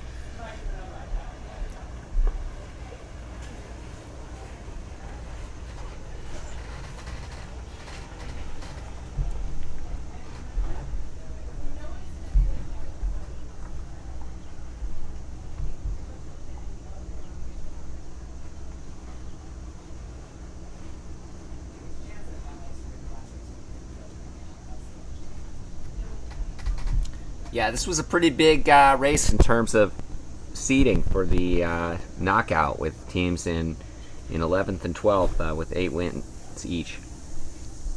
The race on the left-hand side of your screen is Something Chill in blue and Super Spreaders in red. After that, Hillsides and Wishbone will finish their race, and once that's complete, we will go right into stage number 2. Which will be the quarterfinals.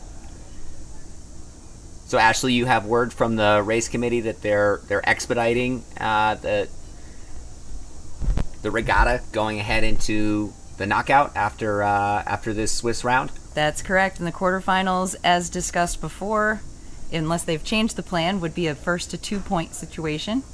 And the computer will choose who the quarterfinal matchups are.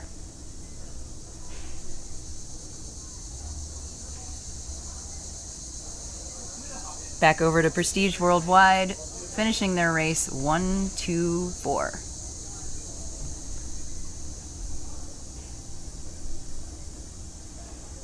Yeah, there's a chance this win gets Prestige Worldwide into the knockout and a date with one of the top teams overall in the quarterfinal.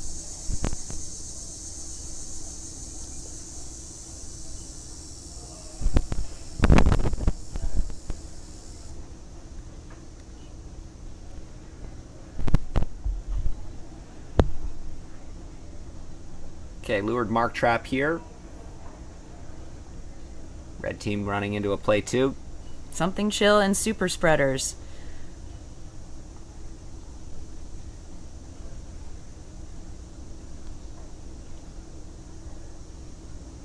Super Spreaders came into the day with 7 wins. Something Chill with 5. Yeah, I think these teams are playing for pride at this point. This will likely be their last race of the regatta, but hoping to go home on a good note. Always well to end well.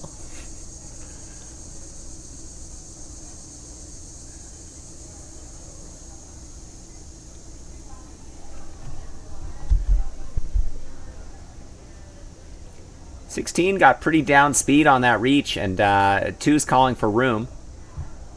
Trying to break up the play 2. But they don't have room on 18, so they will round around, and 16 will sneak in on their competitor. Might have the speed to go through both of them to leeward here. If I'm boat 1, I'm going to over-trim my sail, try to redirect my wind off of my teammate in 2 and on to the opponents in 16 and 18. Sometimes when it's this light, you can go from a 1.56 to a 1.2.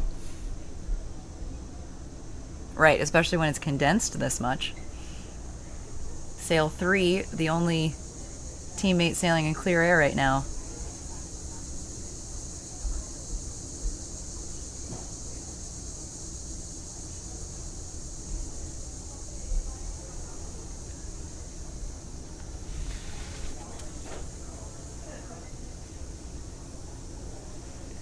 Something Chill team is made up of Trevor Davis, sailing with the team captain Nora Ong. Peter Halthus sailing with Reese Tyndall, and Caroline Bayless sailing with Abigail Tyndall.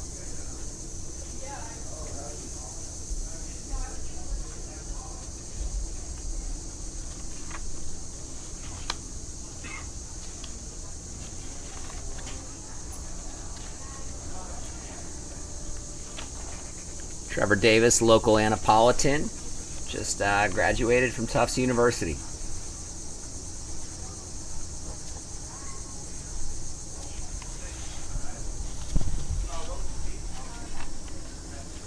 boat 1 sailing down to make a pass back for their teammate in boat 2. So reading perhaps that there's going to be some wind on the right and a play 1 opportunity.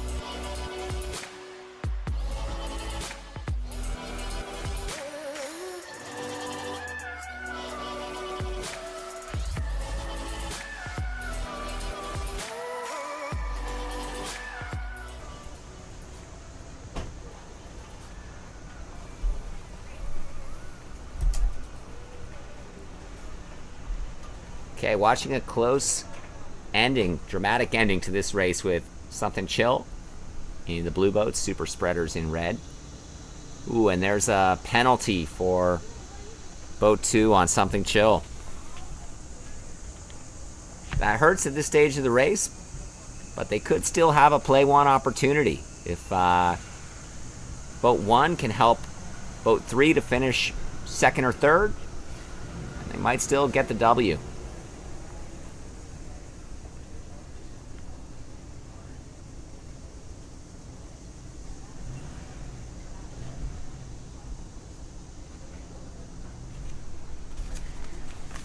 One ragging their jib, that's how you slow your boat down while keeping the mainsail trimmed in, giving wind shadow to the opponent,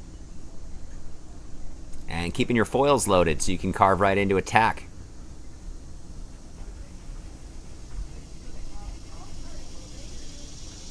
Ooh, that's going to be a close one right there. Let's see if we have a protest. Thought one responded pretty promptly to their opponent tacking.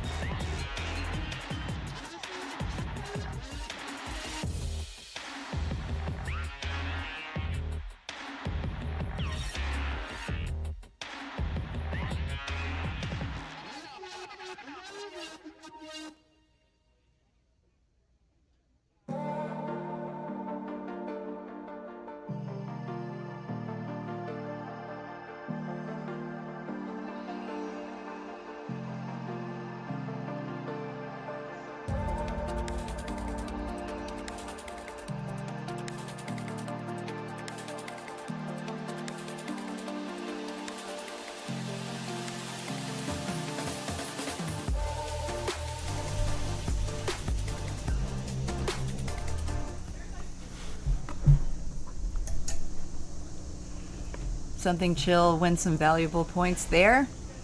We're now going to take a break for a little bit while the quarterfinals get sorted out, who's going to be sailing with who, and everyone sails back in to switch boats so we can enter the next stage of the event.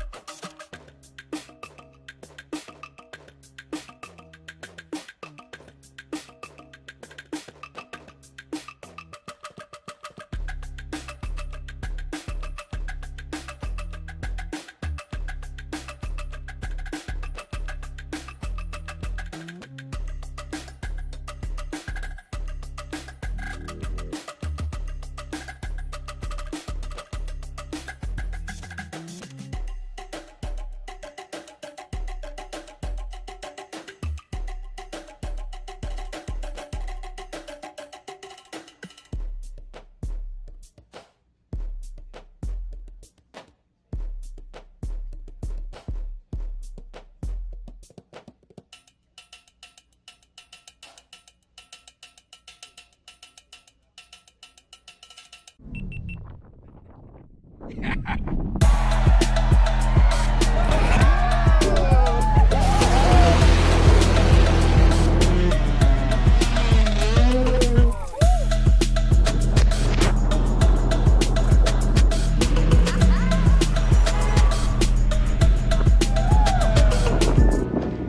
having some fun now, man.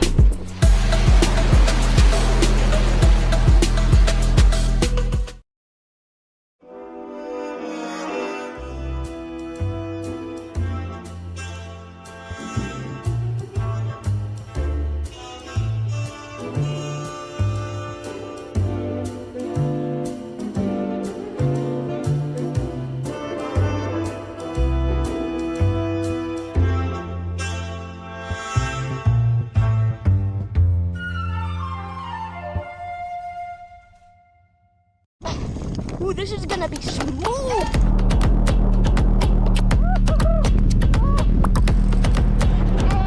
What the is my life?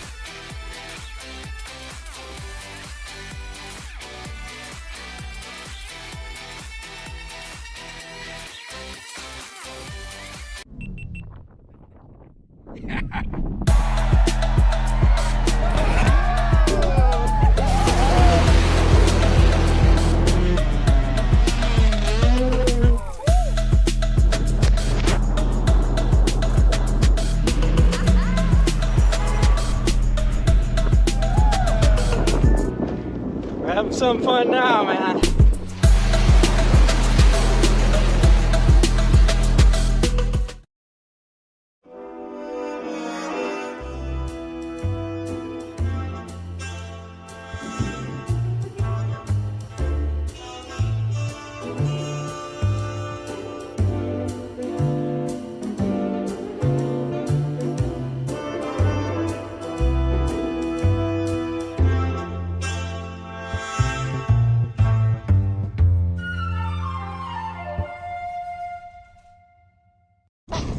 Ooh, this is gonna be smooth.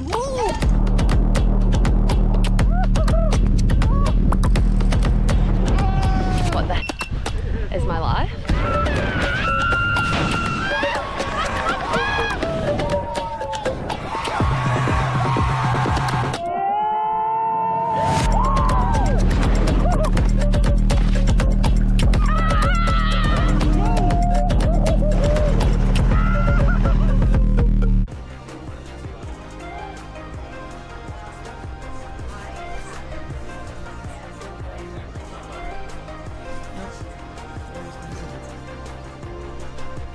We could hype these though.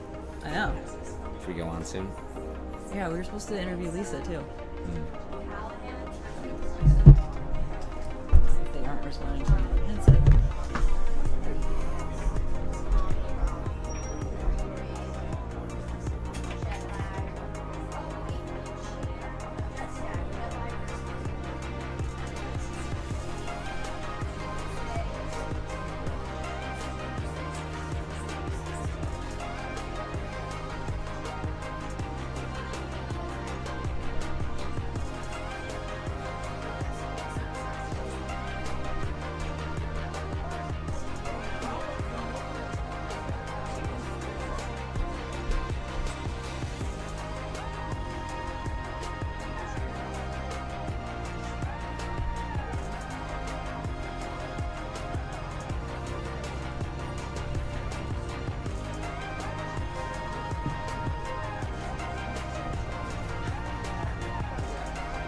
Perfect timing.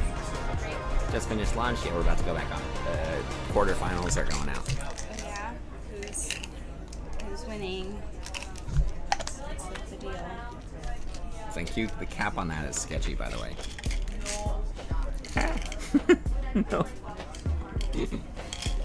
You're so klutzy.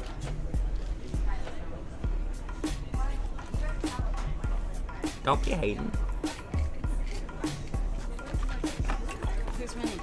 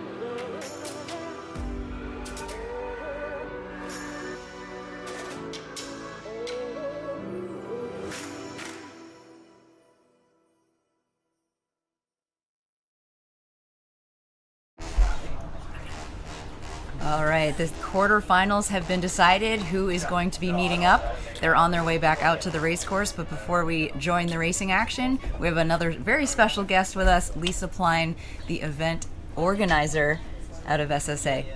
Welcome. Thanks for joining us. Thank you. Thank you for being here. This is awesome. What does it take to run a high caliber event with so many moving parts like this?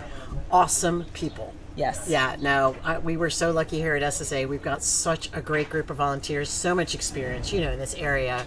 We've had Ian Berman, who is my co-chair. Really, we kind of split it up. I took care of everything that was kind of on land, and he took care of everything that was water-based, and it's been amazing because Ian, as the head coach at Navy Sailing, he can do this stuff in his sleep. So that's been an amazing partnership. We were able to get Gavin O'Hare to be our PRO. My daughter actually came home from a high school little talk he did. He's like, Mom, I met the guy who invented team racing.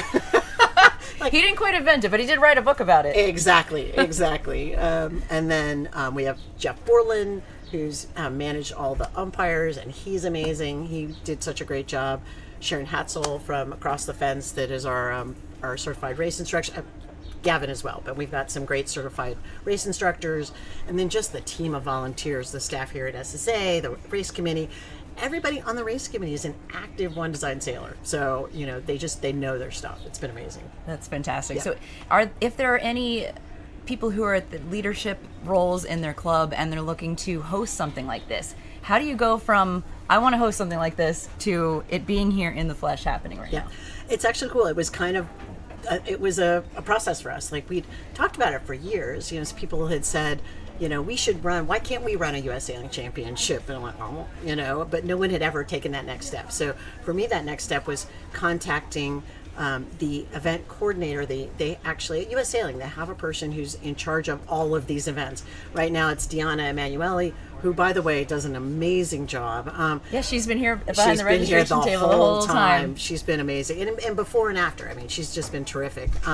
But I actually went through with them, and said, tell me about your championships. I literally went through every one of them. Like, okay, what about this one? What does it take? And what kind of boats do you need? How many? What about this one? And going through all of that, I identified for SSA I have identified two of them that made the most sense for us, and this one made the most sense for us. There's another one I kind of have in my head, but maybe we'll do that one in a couple of years. Exactly. But this one, Arthur can tell you too. If we are suited for nothing else, we are suited for this championship, the team race, because we are right on the point here. We are a small boat club. That's in our DNA. This was a perfect fit for us. And then I just applied. They were really good working with me on the bid as well. You do it. There's a bid process, but again, U.S. Sailing will walk you through all of that. Awesome. Yeah. It was really cool how it invigorated the local team race scene this summer. That you really had really active Monday night team racing of a lot of the kids that are racing here getting out in the SSA FJs. Yeah, great. Yeah, and there's been a big social hour happening on land as well. Tell me about some of the nightly festivities that have been going on. Okay, so part of why I was also really excited about the team racing is I am also the Snipe fleet captain, aka Snipe mom. So all my Snipe kids love team racing. They get so passionate and excited about it, but they also love this game called Ledge. I don't get it, but they do, and they love it. They have so much fun with it. So I made sure that we made a game night on Friday night, because I think the tradition at maybe more traditional yacht clubs and have the Blue Blazer dinner on Saturday, and I'm like, we don't really do Blue Blazer dinners, but we know how to have a really good time. So we had a social event every night, and so Friday night was the game night. And actually, I was talking to you, it was very funny. They saw game night on the thing. They're thinking, bingo, trivia. And when they saw it was Ledge, they're like, oh my God, they're playing Ledge. That's awesome. And they actually said to us, man, somebody knew how to read the room. I'm like, yes. And there were some standouts on the table, I hear. Oh, yeah. Our bronze medalist, Stefano, he was at the table all night, so he came in the next morning. I'm like, oh, it's the bronze medalist in Ledge. And he said, oh, no, I was gold medal in Ledge. There was some dispute on that, by the way. So the game night carried over into last night, too. Yes. It was pouring rain, absolutely pouring, but there was still some games going on underneath the tent, despite the weather. Yes. exactly. Everyone had some foul weather gear and just carried on. Just kept going. Yep. All right. Is there anything else you'd like to add? I don't think so. Just that, I mean, we are so SSH so excited to have everyone here. So this has been just such a great experience for all of us. So, and we're excited to have you guys here. It's been great to watch the live stream. So Fantastic. Thank you so much for everything you've done and for joining awesome. us on the mics here. Awesome. Thank you. Enjoy the rest of the day. All right, we'll do. See you, everyone. Thanks, LP. You're the All right. best. See ya. Congrats as well to our guest Lisa Fine on winning the Snipe Women's Nationals last week. So great to have another champion sitting in here with us. All right, and now for the announcement of who will be meeting in the quarterfinals. Los Huevos ended up at the top, so they will meet seed number 8, The Door. Our second start will be Rock City Cruising Club as seed number 2, meeting seed number 7, The Newspapers. Then the next start will be Jet Lag versus Si Senor, and finally Doomsday versus Hot Soup. And this series will be a first to 2 points win. Yeah, I am hyped for these quarterfinals, Ashley. These are some great matchups. I'm looking in particular at the 4-5 matchup. Doomsday got Colin Merrick, arguably the greatest team racer of all time, against two college coaches and a college sailor of the year in Hot Soup, Brad, Dylan, and JC. They each took 1 win against each other in the Swiss rounds, and that's going to be a tight matchup. Fantastic. In the 1 versus 8 contest, Los Huevos has only lost 2 races, all regatta, and as their reward for that, they get to go against Leo Boucher, one of the best dinghy sailors in the country right now. So that's a little sarcasm, because that is no small feat. All of these teams are incredibly, incredibly well balanced. Yeah, and nothing up to this point matters now. You can throw out the standings. It's sudden death. First to 2 wins, best of 3 series, whatever you want to call it. The loser's done, and the winner advances to the semifinals. The one way that the scores do carry over, though, is that your seeding will carry through into the semifinals. It's not necessarily a direct bracket system after the quarterfinals. The top seed going after stage 1 will meet the bottom seed going into the semis as well. And if you're wondering how any of the tiebreakers were broken, because there were a lot of them, if there are 2 teams that are tied, it goes into a head-to-head of how they did against each other. But if there were more than 2 teams that were tied, to break that tiebreaker, the computer looks at how many wins those teams had against top teams. And then the third way to break the tie is who had the least losses against the lower team. Yeah, tough ruling for One United from our robot overlords. They had the same number of wins as the 6, 7, and 8 seeds, but they're left on the shore looking out. Reports from the water are saying 1 to 2 knots of breeze out there. It has gotten even lighter than our first round, or our last flight of the last stage. So we're not sure if we'll get the racing started quite right away, but they are out there ready for that first puff of breeze to get racing started.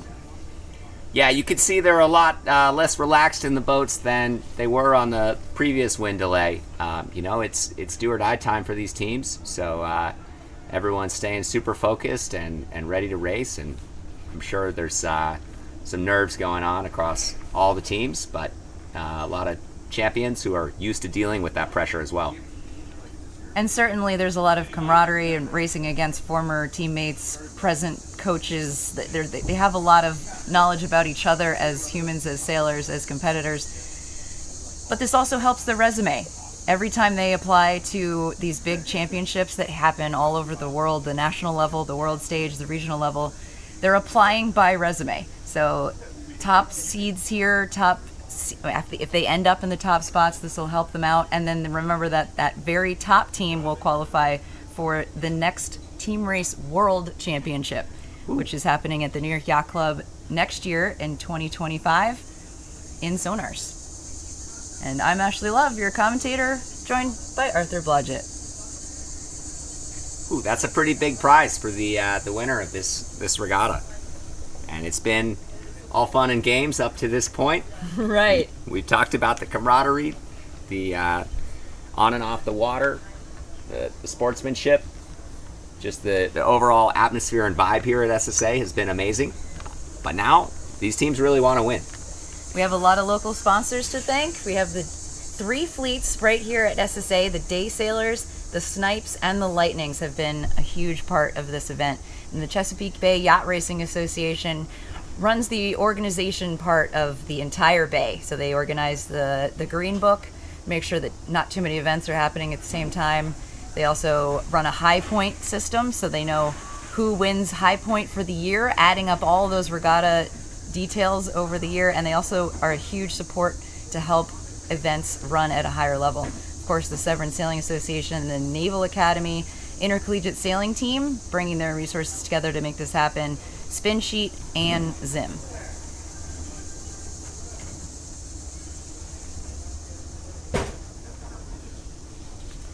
And the first race that we'll see when we do get underway is going to be 1 versus 8 seeds, Los Huevos versus the Door. We haven't heard any signals yet off of committee. We're broadcasting you from the 2nd floor deck of the Severn Sailing Association, and the racing is happening maybe 2 frisbee throws away from here. I mean, I'm a pretty good ultimate frisbee player. No, Yeah. That's probably about 2. So we can hear the horns if you can't hear them at home. We'll try to signal you in on that. Right now, I guess it's definitely light out there, but maybe they're trying to do some last minute communication between themselves, do some pre-start homework. You see in the top left of the screen, the umpires are congregating. They're going over what the rotation is going to be for these quarterfinals so that each race is fully covered. And they're assigning the crew chief, Jeff Moreland, the chump as we call it, the chief umpire, is assigning his crew to each race. For the majority of the event, they had 18 umpires out there, paired up on 9 different umpire boats. They've now been able to reduce the size of their umpire team and let some of the people head home. Some people are drove in from Rochester and need to fly out. So they're a smaller umpire team for this next stage of the event, but just as mighty.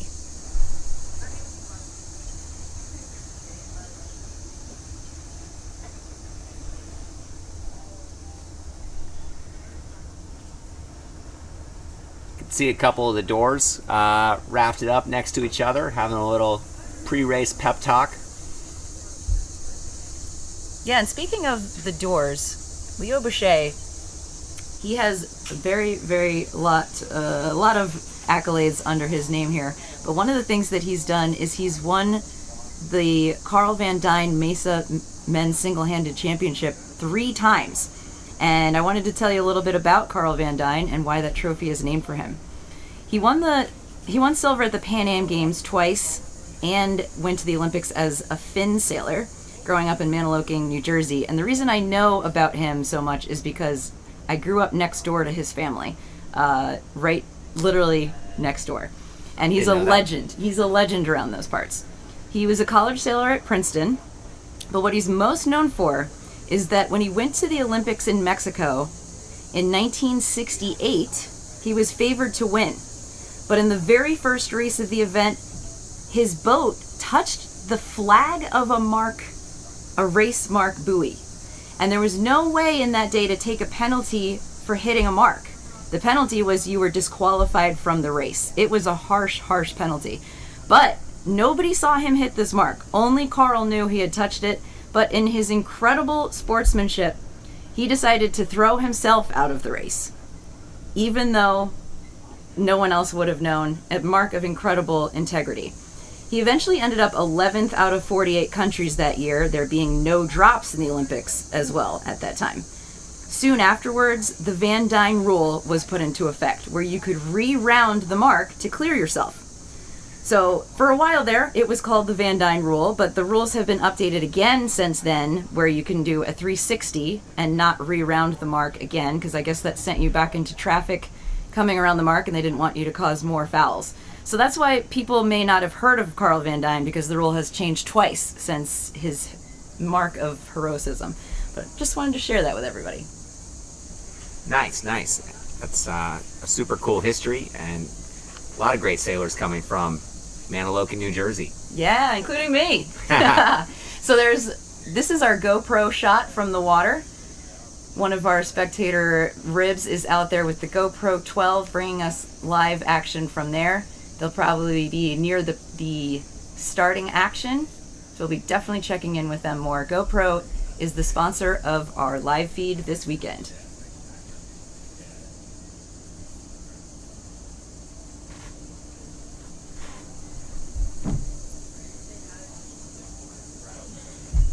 All right, officially under postponement. You can see that AP flag up in the right-hand corner, or is what we call it, the cat in the hat. We will wait for more wind to get any racing off.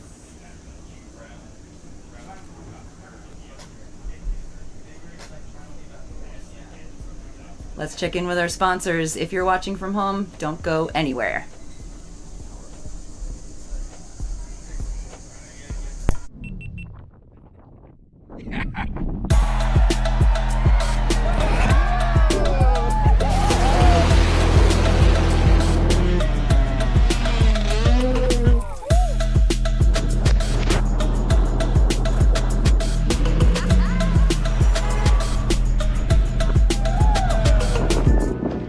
We're having some fun now, man.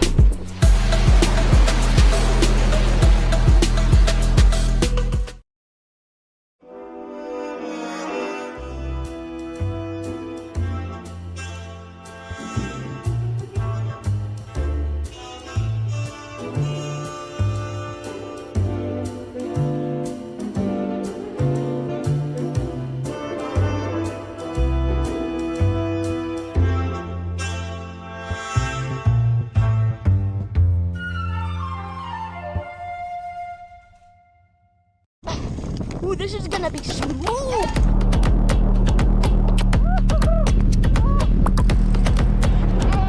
What the is my life?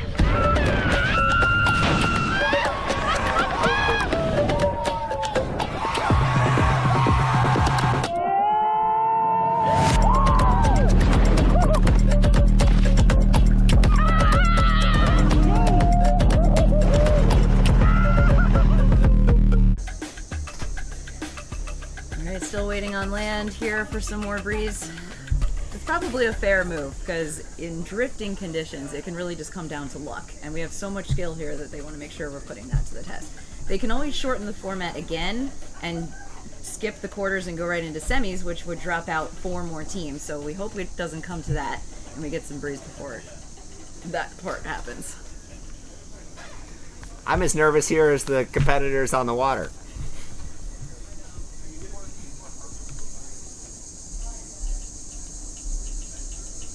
See, the current's changed and it's coming back in. Got the favored end pointing at the pin. So we might see, well, in light air, it's tough to make the line on time sometimes, but could see more boats over. And sometimes when the breeze lines up with the current a little bit, it can help kickstart the breeze a little bit. So fingers crossed on that. If we don't get any racing in, then Los Fabos would just be crowned the winner straight out. It would be...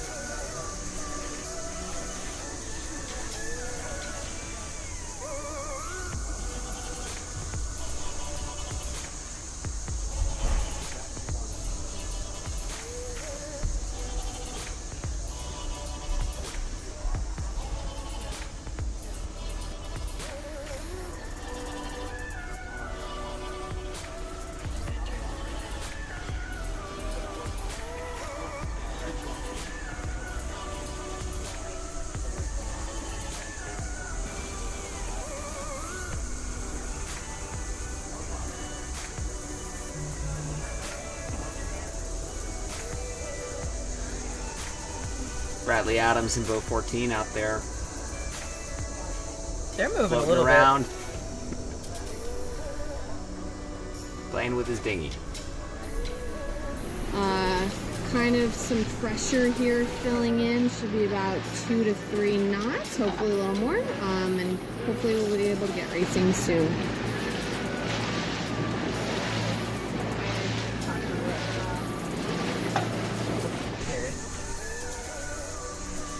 All right, that was us checking in with the GoPro, seeing they have a really good angle on this whole situation. All we can see is what we can see on this monitor and feel over our shoulders here. So having somebody out there to keep us up to date on the conditions out there, the wave height, the breeze, any shifts, has been really helpful this whole event.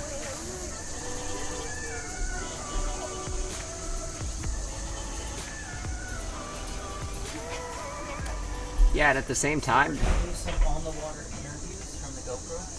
We just tested the audio, everything was fine. So there's a 5-second.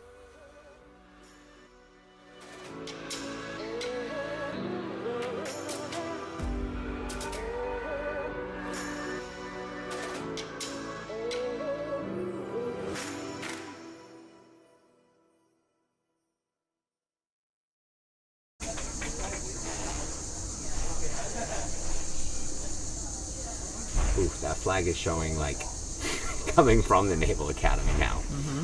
That's not good.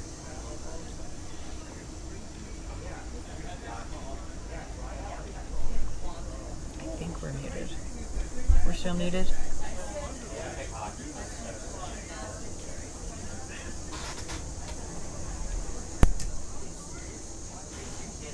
That's really only mine.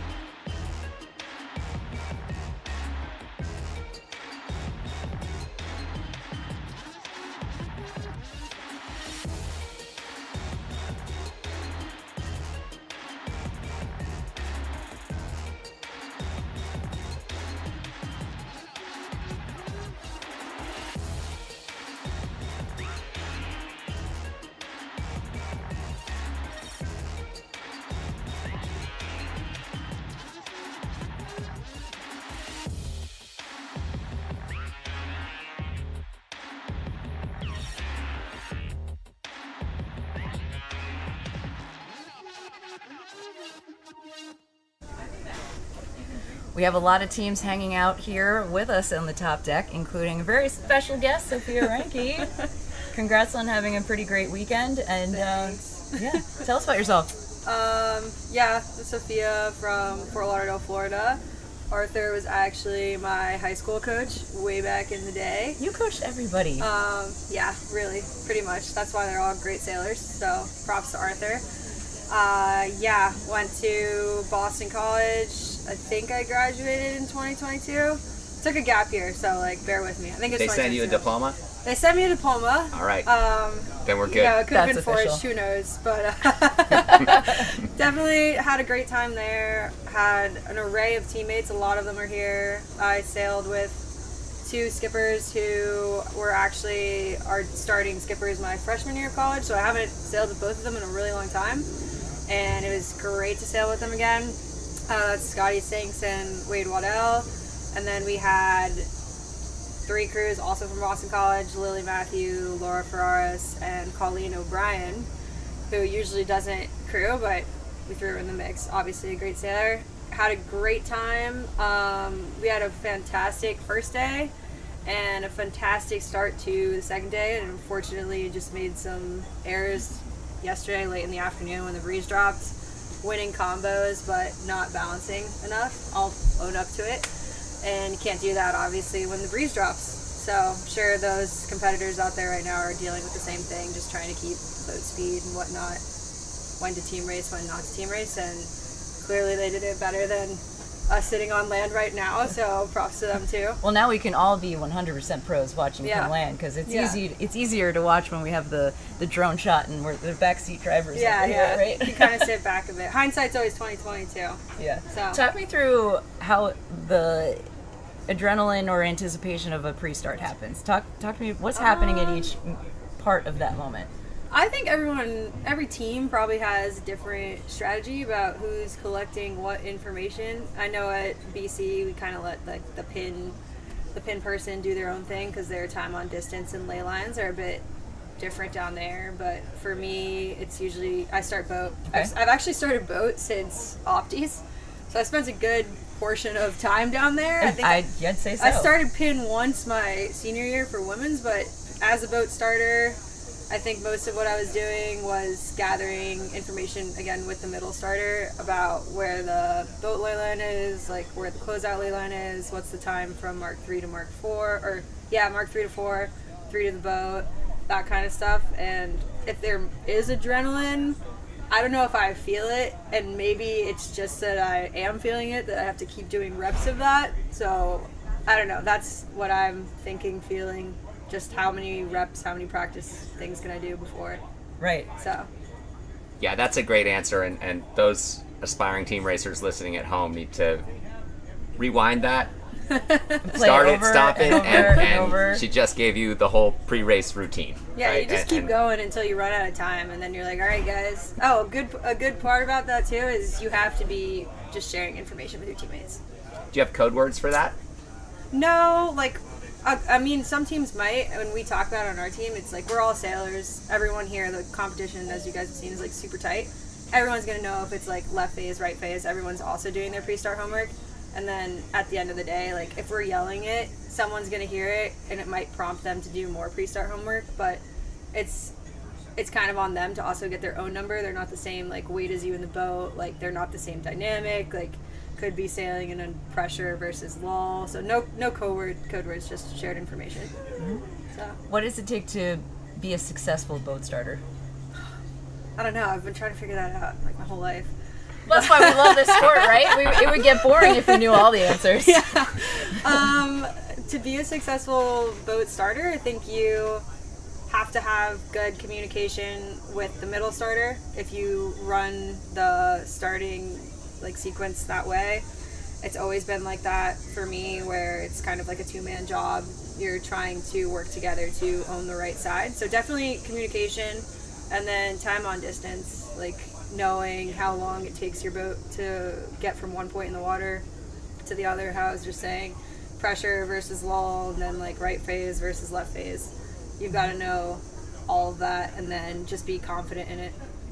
Right. Yeah. I'm sure confidence has a big role in it, because you Yeah. need a lot of trust. You got to trust your teammates and trust yourself that when the going gets tough and when that adrenaline does start going, you can still keep your head clear enough to make those decisions. What's your favorite part of team racing? It's like kind of a big puzzle. I mean, that's also my favorite part of sailing is even if you get it right, there's always something that could have been done better. Plus there's 3 boats in it, and it's not like if you win or lose, you're doing it on your own. It's like, okay, we won, let's work together, again, communicate how we figured it out together, or we lost, like how could we do better, how could we do this, make it, I don't know, a 1 percentage point, like more clean. And that to me is kind of hard sometimes in sailing if you're just like a driver or you do a single-handed boat, and I grew up doing lasers and lacked that for so long. And then obviously double-handed boats, you're with another person, and then you add team racing, and now you have 6. So it's fun. It's fun with friends. Lots more moving parts. Yeah. What other sailing are you getting into these days? That's a great question too. Kind of like anything I can at the moment. I took some time off So I've just kind of been at home coaching, which makes me actually want to sail more. The kids I coach, I've been pretty blessed down at Lauderdale Yacht Club, again, where I started with Arthur in high school. But and now they have you as their super yeah, coach. so I'm there now, but I'm blessed with like the kids that I have, and it's a great community, and I learn from them, and I'm very big into that. Where I'm like, they're in the boat now, I'm not. I've taken some time out of it, so I'm always actually asking them questions. I'm like, how do you feel this? Like, what are you looking for? What are you seeing? And then they tell it to me, and I think I've actually probably gotten better or more observant visually from coaching. So I'm hoping to jump back into any boat, really, and take that where I can. Any opportunity. Right. You know? Now, you were a Women's College Sailor of the Year in your undergrad. Tell me about your undergrad experience and being with that big of a team. It's even more people on that team. Yeah, I mean, my undergrad experience, I can't complain. Like, as I said, I was at Boston College, and coach was Greg Wilkinson, and I've worked together with Greg for so long. Obviously, he knows my sister, too, who was there before me. And all around, solid experience, great team. Definitely super different going to Boston from Florida. I bet, weather-wise. Yeah, Erica told me, I just remember my first year, she was like, yeah, you're fine in flip-flops. And then I walked outside and it's like slush. And I was like, no, Erica, this is not how it goes. But sailing-wise, it was, again, really cool because I think in high school teams are a bit smaller and you're younger, and, you know, I'm not harping on younger kids, but it's usually like me. You're trying to like build yourself up. You're trying to like learn your resume. You're trying to like own people, and then you get to college, and you learn it's not all about that. It's like, how do you make the person next to you better? And I think that environment at BC like fostered me into a better sailor, a better person, and now hopefully whatever else I want to be in life, I think being there helped me grow a lot. So incredible. You touched on earlier how coaching really good sailors makes you a better sailor and a better coach, and I always loved like learning from you after you went to college what you would bring back in the spring and summer, and maybe we would do a clinic together, maybe we would just catch up. But one of the sayings that you taught me from BC is their foul or no foul. Yeah. Yes. So that's referring to the type of protest that we want to present to the umpire. Could you explain what that is? Yeah, so again, being in high school, I definitely was a bit like chippy, as people say, or like you try to draw fouls because again, you're coming from opties and you're like, oh yeah, like let's own them, like let's just get them. And sometimes getting them means like boats are touching, or the foul is like 50-50. And or it could go either way. Yeah, so what I have tried to, sometimes I make mistakes, but what I've tried to foster as I've grown up is like not touching boats, not drawing contact. If there is a time or place to like draw a foul or raise the flag, there's no contact, so you kind of put yourself in a position where it's going to be a green flag or it's going to be a red flag on the other person, and not you're wrong. I sailed that way here. Unfortunately, I did get a red flag.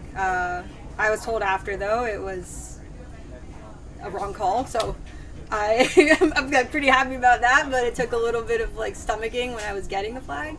And I think if you sail that way, you earn the respect of your competitors more. Definitely, I think the umpires more, and probably the host venue, because you're not damaging boats. Good advice to everyone out there. Yeah. Rewind that one and listen to that again, too. Yeah. And yeah, that's kind of what I've tried to instill in both the high school team that I coach now and the single-handed kids. So awesome. Cool. Thank you so much for joining us. Yeah. I have one more question. Well, you do? Okay. One more question. So, this summer, your sister was sailing in the Paris Olympics, which was amazing. You know, you're both absolute legends of the sport. It was awesome. And what was that like seeing her?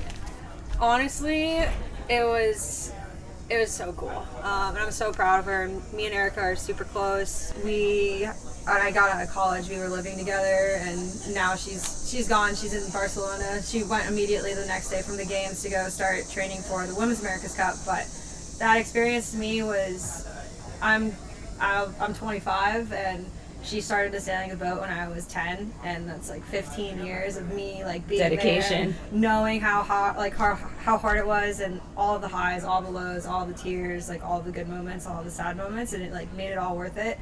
And it was really cool to just see it all get put together at the end, and like have her sail her heart out and be in contention for majority of the regatta for a medal was really cool. I am a little nervous though because she did say like for my first Olympics, who knows? I was like, whoa, what are we doing next year?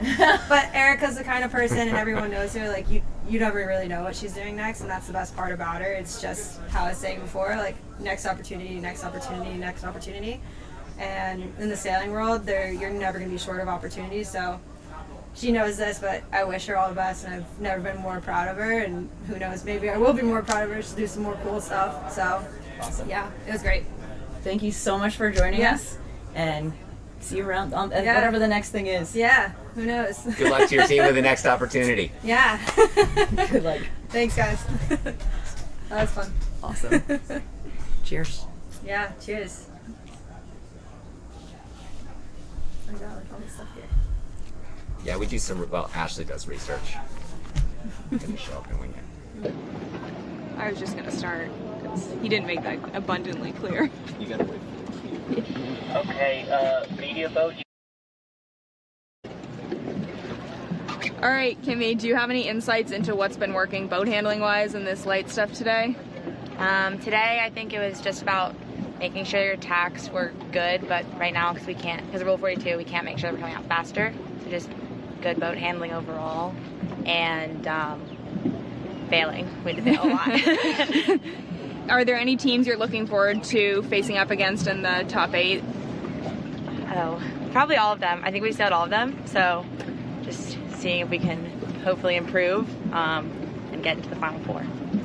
And how's it feel to race at home in Annapolis? It feels really good. I haven't been here in a while, so I've been in San Diego. What's your favorite sailing venue that you've been at in the last couple of years? Probably here. I've also done a little sailing in Mission Bay recently. And anything that has worked well for you guys that's led up to this point to get into the top 8? I mean, it's obviously a really competitive fleet. Starts. Starts are really huge. Cool. Thank you so much.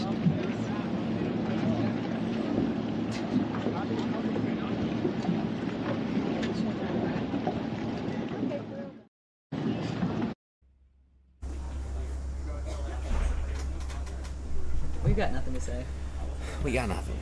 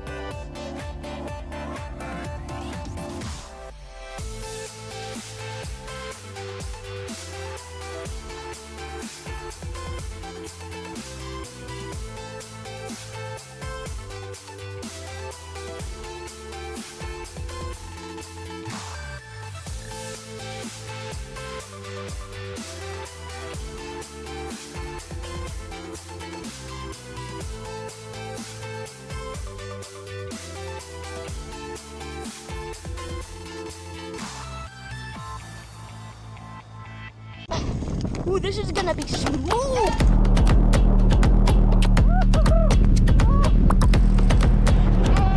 What the is my life?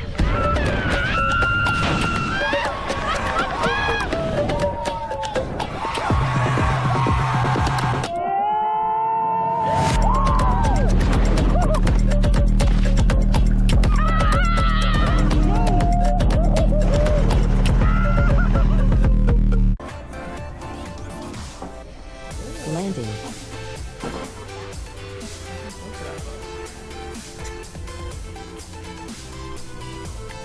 Race. We can track it.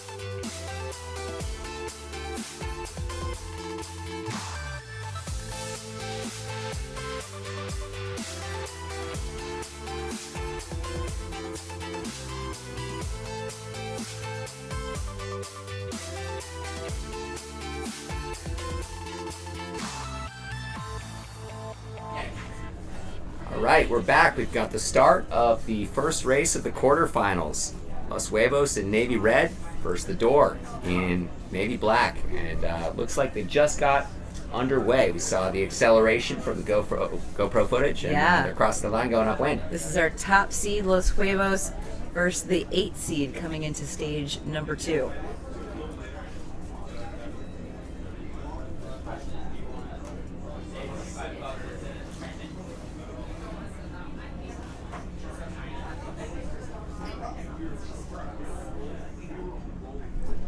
Got Justin Callahan there and Marla Marbello in boat 3. And they're planning attack on Leo Boucher in boat 13. Leo's tacking out right away. Seeing some nice boat handling there from both sailors. This is a pretty great angle. We're looking at Mark 1. It's right next to the pontoon and the start, super zoomed. It's probably not a very far distance set in this very light air. And again, the record, Los Huevos have only met the door once so far in the past 3 days of, well, past 2.5 days of competition, and Los Huevos took that win. But that's, you know, it's only an indicator. Well, they're winning right now. Looks like they have a 1-2-3. Won the start and running a nice zone cover balance. Taking the opportunities to lee-bow each other and get extra tacks, which help them keep it moving up the race course in this light air. For Los Huevos, we have Justin Callahan as our team captain heading into his junior year at Harvard on the sailing team there. He was a college skipper of the year finalist this past season. He's sailing with Marbella Marlowe, who we met earlier in the feed when we interviewed all their super crews, also at Harvard, just graduated actually. And she was the first part of that first place winning team at the College Team Race Nationals, the 2024 winning team of the Open Dinghy Nationals, and she's just as decorated as a skipper. Justin's twin brother, Mitchell Callahan, is the other skipper. Yeah, and right here we've got Lachlan and Mitchell off in a 1-2 combination, broad reaching down the run. And Mitchell behind them, making sure they have a safe lead over Leo Boucher and company. Their third skipper being Lachlan McGranahan, a 2-time All-American at Harvard and the 2024 most recent College Sailor of the Year. Stacked team. Absolutely stacked. It was great interviewing Justin yesterday. He was talking a bit about their comms over the water and how they've sailed together so much, and them being blood related, that a lot of times they don't even need to communicate with each other. They can just read each other's minds and do everything non-verbally. Boats getting a little close there to each other. Don't necessarily want to see that. And I think that we're going to see boat 2 setting a little bit of a mark trap here at this leeward mark to get Lachlan and Justin even more launched than they already are. This is the fun part of the race, when your team's winning and you just get to be that wrecking ball in the back. Yeah, go wrecking ball on the other team. As we go down the races in this flight, the seedings will get closer and closer and closer. So this one is sort of as predicted, a blowout. So boat 2 has mark room in there, so that's why 15 wasn't able to go inside, and so Mitchell's going pretty slow here intentionally, making the opponents round outside of each other, round outside of him. He's clear ahead here, so they can't luff him on the next leg. And that's a nice job of a safe, clean gap right there. The gap is important. We've already had a wind shift to the right where the leaders aren't even making it from Mark 3 to Mark 4 on the bottom reach. First in the pair tacks off, and they go into their zone.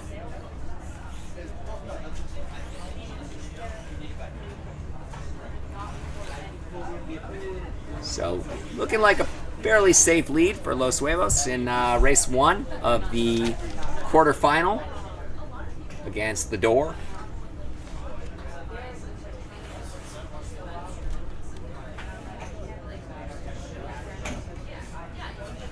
And maybe we can check in with some of the other quarterfinal races.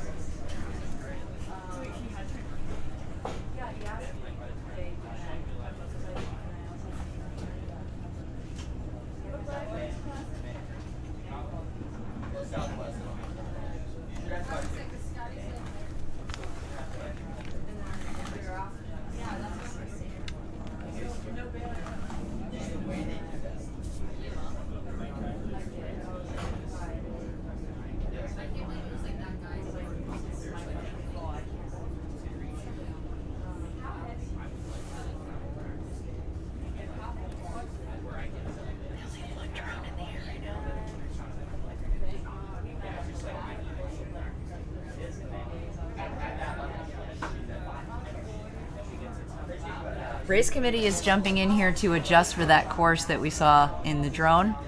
Race 3 was called off so that they could make the course more square. But the first race wasn't too affected. They didn't deem it a race changer, that shift. Sometimes they will call the race if they think the big shift really caused a change in the race order, but they're going to let this one finish. Seemed like a pretty fair competition of sailing.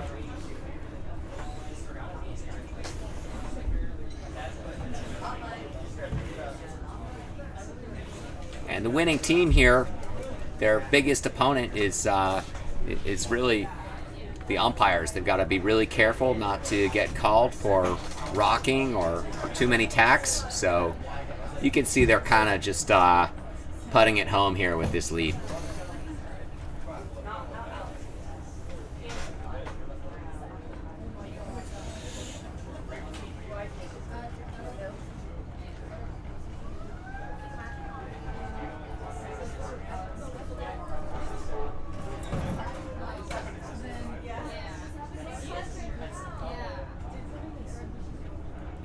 Looks like Libby Redmond and Lachlan McGranahan about to cross the finish line in first. And fun fact about our last interview guest, Sophia Reinecke and Libby Redmond sailed high school together, and they actually won A Division at high school nationals on the Charles River. Man, I didn't even know about sailing in high school when I was in high school. I was too busy on the stage being a sing, dance, act person. I wish there'd been a sailing team at my high school. Yeah, for me, we had a pretty short season up in Maine, but I'd imagine. And we kind of had to start the team ourselves, but it was fun. I will say being on stage for that long set me up for the career that I've ended up in, though. A lot of storytelling.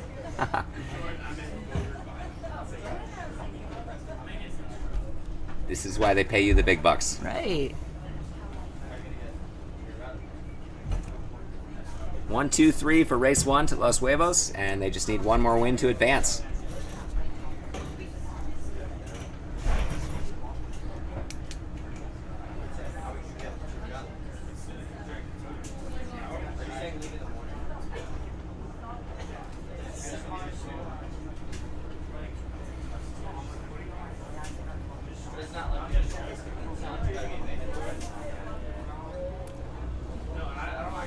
Okay, we've got a close race here on the bottom reach. This is Rock City Cruising Club and the Newspapers. Rock City in orange, 789, working on a play 2 conversion right here.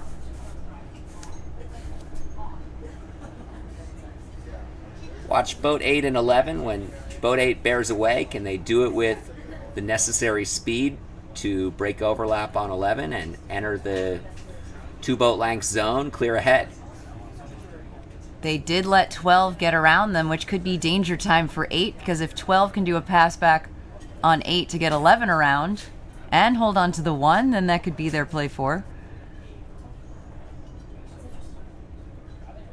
Yeah, so we've got competing 3-5, 4-6 passbacks happening here, right? 9 doing, maybe not quite pinning 12. Let's see if they can now go into a speed passback, get 8 clear ahead. 7's going to come all the way across the course and cover 11. Right, it could be very appetizing for 9 to try and slow this race down on 12 to try and get their competitor around, but meanwhile 11 is sailing free and maybe moving up into the 3rd position.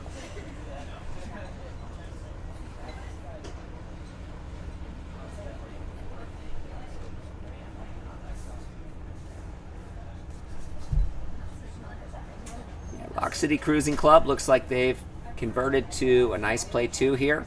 A lot of race course left, plenty of wind shifts.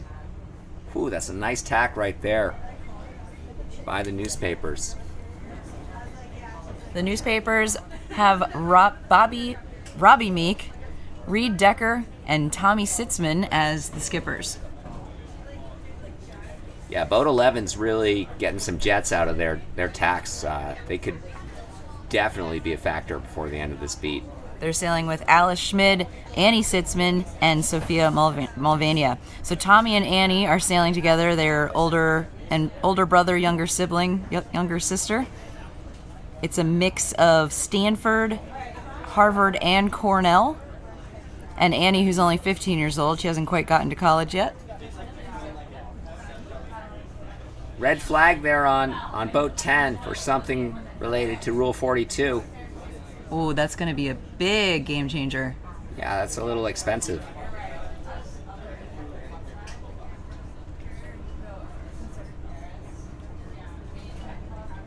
Doing 2 spins in anything over 10 knots doesn't quite take as much time to do, but doing 2 spins in 4 knots?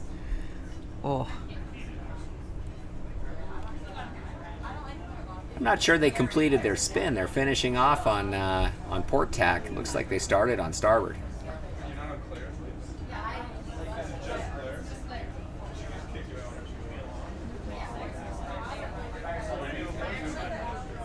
That means Rock City Cruising Club moves back into 2-3-4 position. Yeah, and maybe even snagging the 1 right here.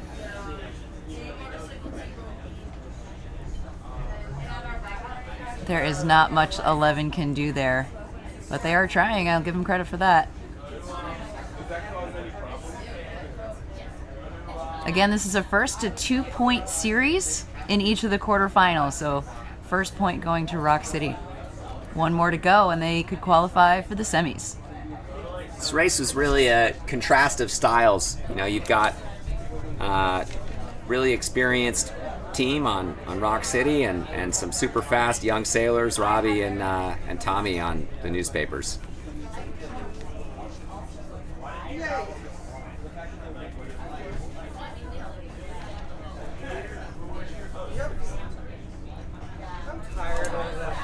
Point to Rock City.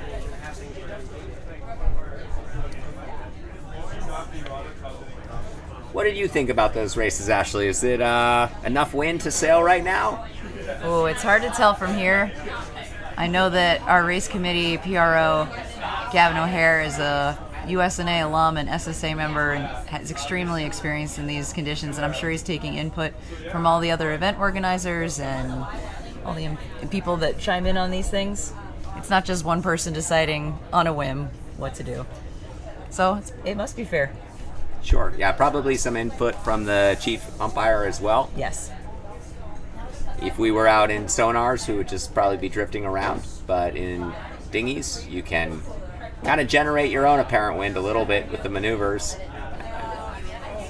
I thought those races were entertaining, at least.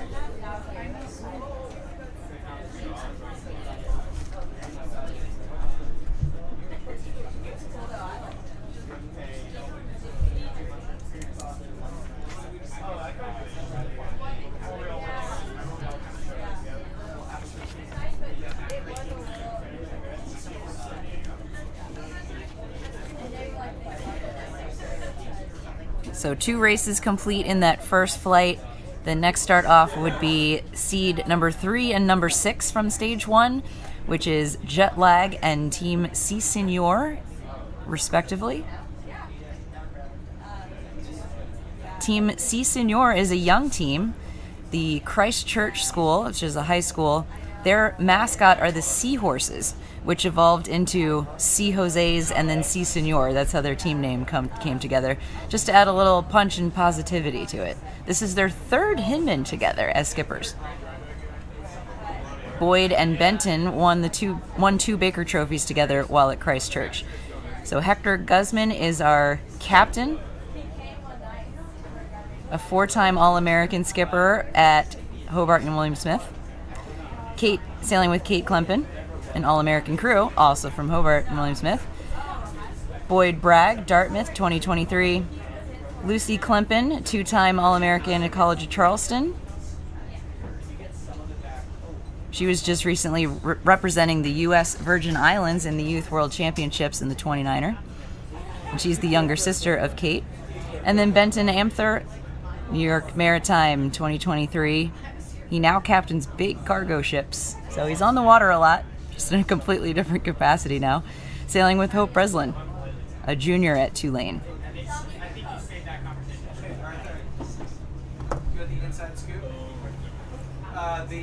We're going to abandon the quarterfinals and go to semifinals.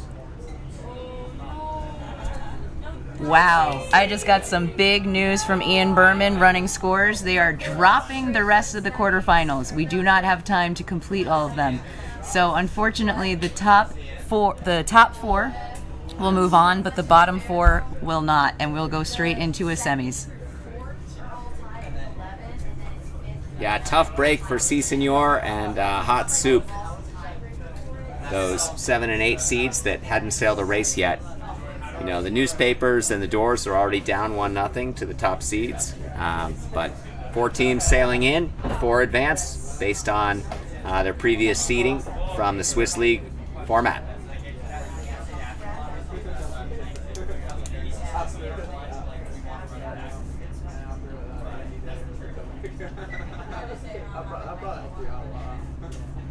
So we're likely going to see some trading of boats on the water to make the flights and matchups fair for now the semifinals, which should see 1 seed Los Huevos racing 4 seed Doomsday and 2 seed Rock City against 3 seed Jet Lag.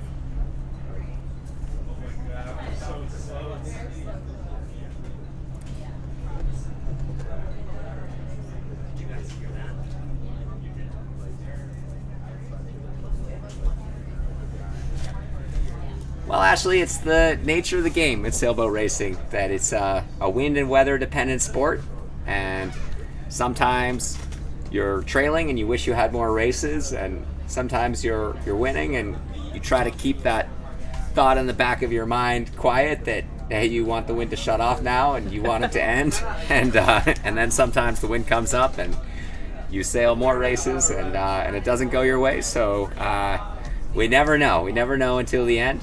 Right, but it's a lesson that we can all learn while watching this. I mean, sometimes you lose a race and you're like, it's okay, there'll always be more, and but really you should be racing every race like it could be your last. See some sailors there preparing their bow lines for a little tow home. This is our GoPro shot again, the sponsor of our live feed. There is so little breeze that they need to be brought in. I'm glad that the GoPro boat has jumped in on the effort.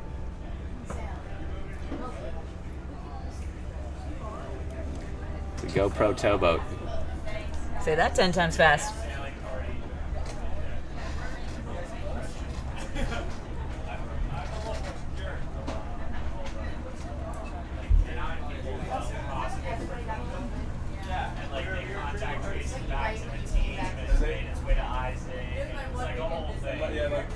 Called it a super spread. Take it. I gotta go get bring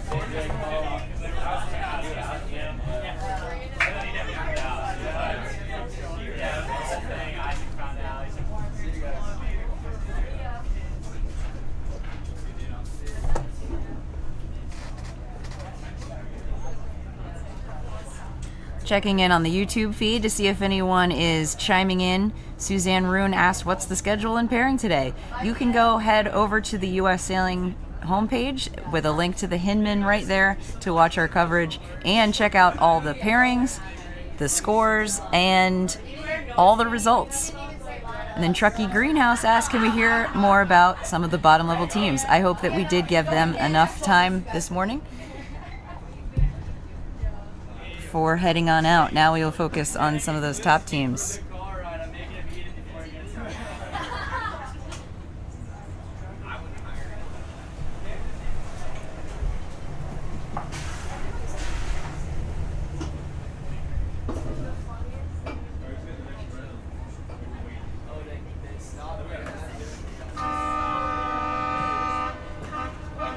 In speaking with some of our event organizers, you may realize or see that only the SSA boats are being towed in. It's because they only need a few boats out there now for the semis, so the USNA boats are probably headed back to the Naval Academy to start being de-rigged.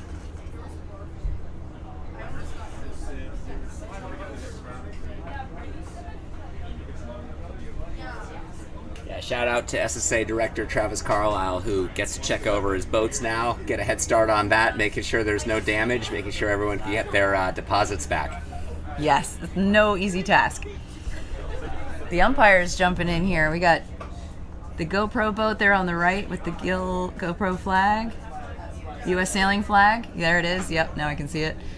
And some of the umpires dragging everyone in.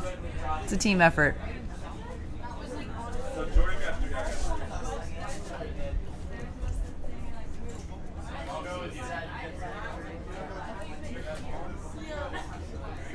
So the next race we'll see is an intriguing one. We've got Los Huevos against Doomsday. That's Colin Merrick, maybe the best team racer of all time, against the reigning champs, Justin Mitchell-Callahan, Lachlan McGranahan. And so that's going to be an intense battle between the past and the future. Yes. A lot of the Doomsday team are from Roger Williams, Spencer Cartwright being their team captain, graduating in 2022. Colin Merrick is currently a coach at Roger Williams and was a finalist nominee for Rolex Yachtsman of the Year back in 2007.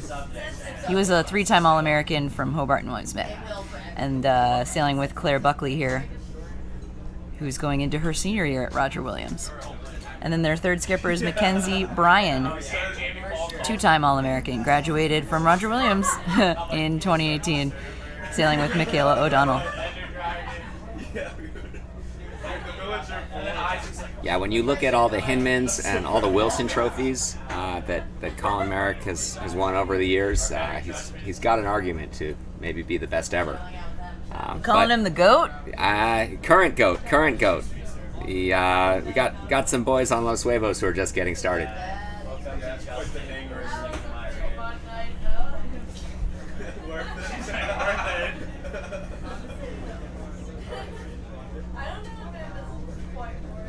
Really cool to see, Colin Merrick and Amanda Callahan, the head coach at Roger Williams, turning out great team race team after great team race team year after year. They've got the formula down. They're team race video junkies, where I hear they're always showing old Wilson Trophy highlights in their team rooms, just while sailors are getting undressed, geared up for the day. They've just got team racing on a loop. So hopefully they can get some good footage from this event. Yeah, Justin Callahan I was talking to him at the party last night. He said that's pretty much all he does. Afternoon, night, during class, he's just watching live coverage of team racing, just to get it so deep in your mind that you just live and breathe it.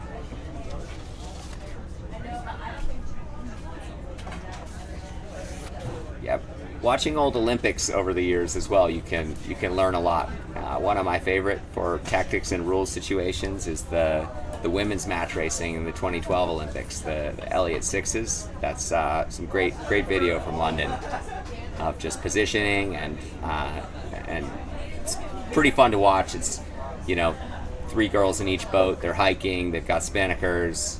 It's a sport boat and pretty sick action. I'll have to check that out.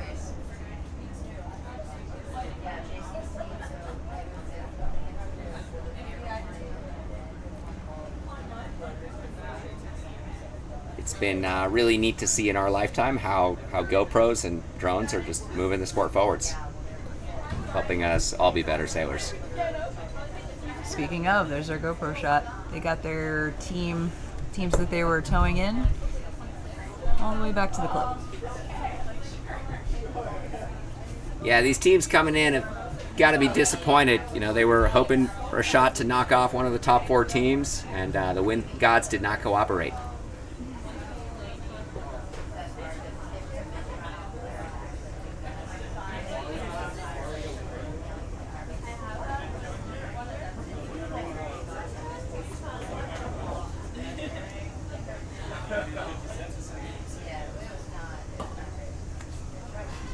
That's what you. Wait, what? Wait, Jordan, you got it. You drank the Pacifica.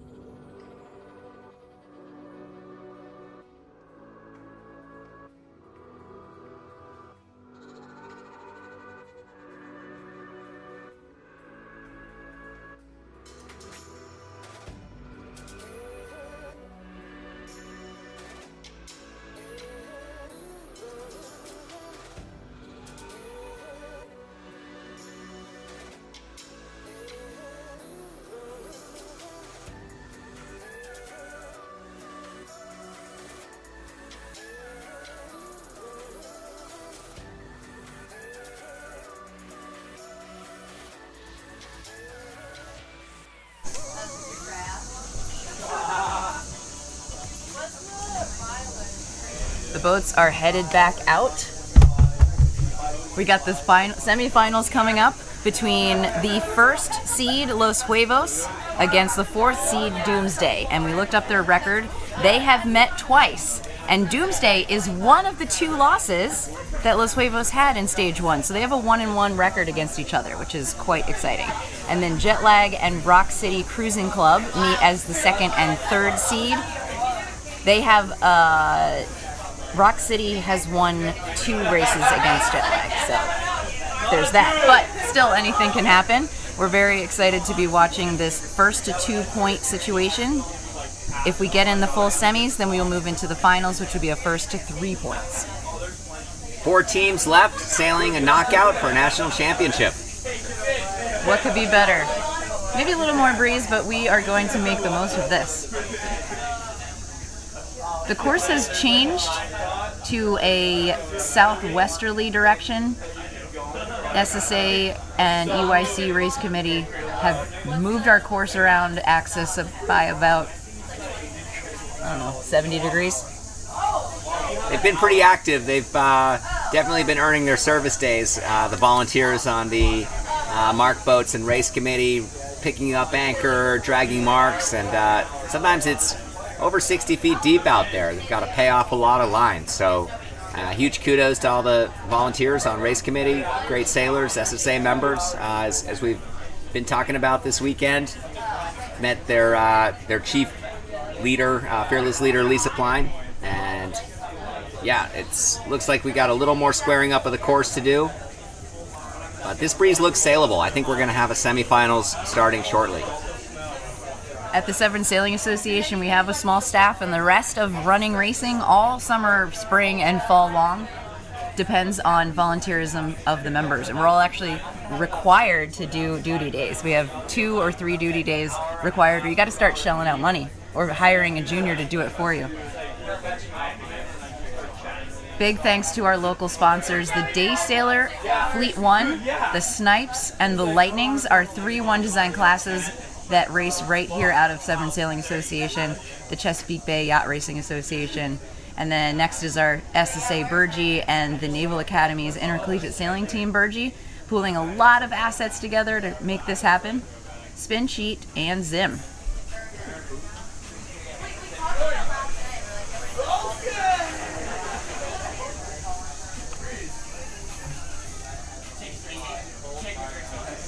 Spin Sheet is excited to support this U.S. team racing event for the Hinman because it's an honor to have such a high-level event in our home waters. They love the format of team racing, so they're really stoked to be involved. 2025 is the 30th year since the magazine hit the docks. The publisher Mary Ewenson and Dave Gendell co-founded the magazine in the summer of 1995, and since then Dave made a career change in 2008, so Mary has been the sole owner since then. She sails Vipers next door out of Eastport Yacht Club. Spin Sheet is one of the only 2 sailing magazines really in the country publishing 12 issues per year, the other one being Latitude 38 out in San Francisco. They have a dozen full-time employees and produce 37 publications a year, including monthly issues of Prop Talk, Fish Talk, and an annual port book, which is the Marine Services Directory. Yeah, Spin Sheet is one of the many reasons why Annapolis is America's sailing capital. Like, it's such a treasure to have this monthly publication. It's extensive, comprehensive, color pictures, great articles, and I'm looking every month to see pictures of my friends on sailboats. Yes, it's always a highlight to make it into the magazine. They're a nonprofit organization. The company is 100% advertise supported. So make sure to give Spin Sheet advertisers your business and thank them for supporting the only sailing magazine on the Chesapeake. On the right, we have our GoPro live camera from the water. They've been reporting to us by radio about the sailing conditions out there that we can't tell from where we're sitting up on the second deck of the Severn Sailing Association. They're running the GoPro 12. Very exciting that the GoPro 13 will be released in September.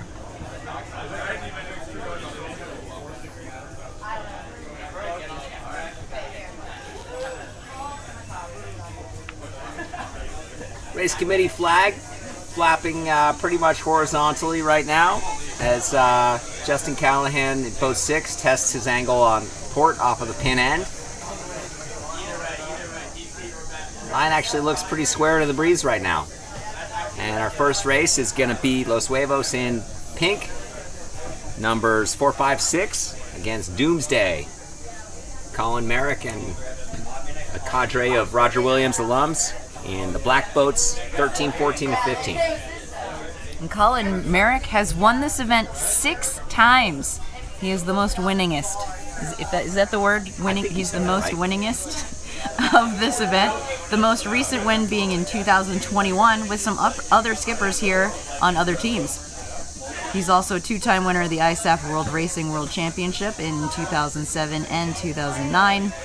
Going back further in history, he was a 3-time All-American at Hobart and William Smith Colleges and did a Tornado Olympic campaign. He was a finalist nominee for Rolex Yachtsman of the Year in 2007, and he's right now coaching at Roger Williams, coaching a lot of his current teammates on this team here today.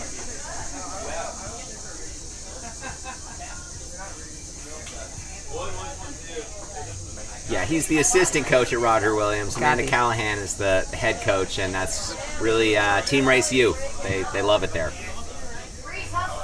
I think they're lifers. They're those coaches that they're there for a good long time.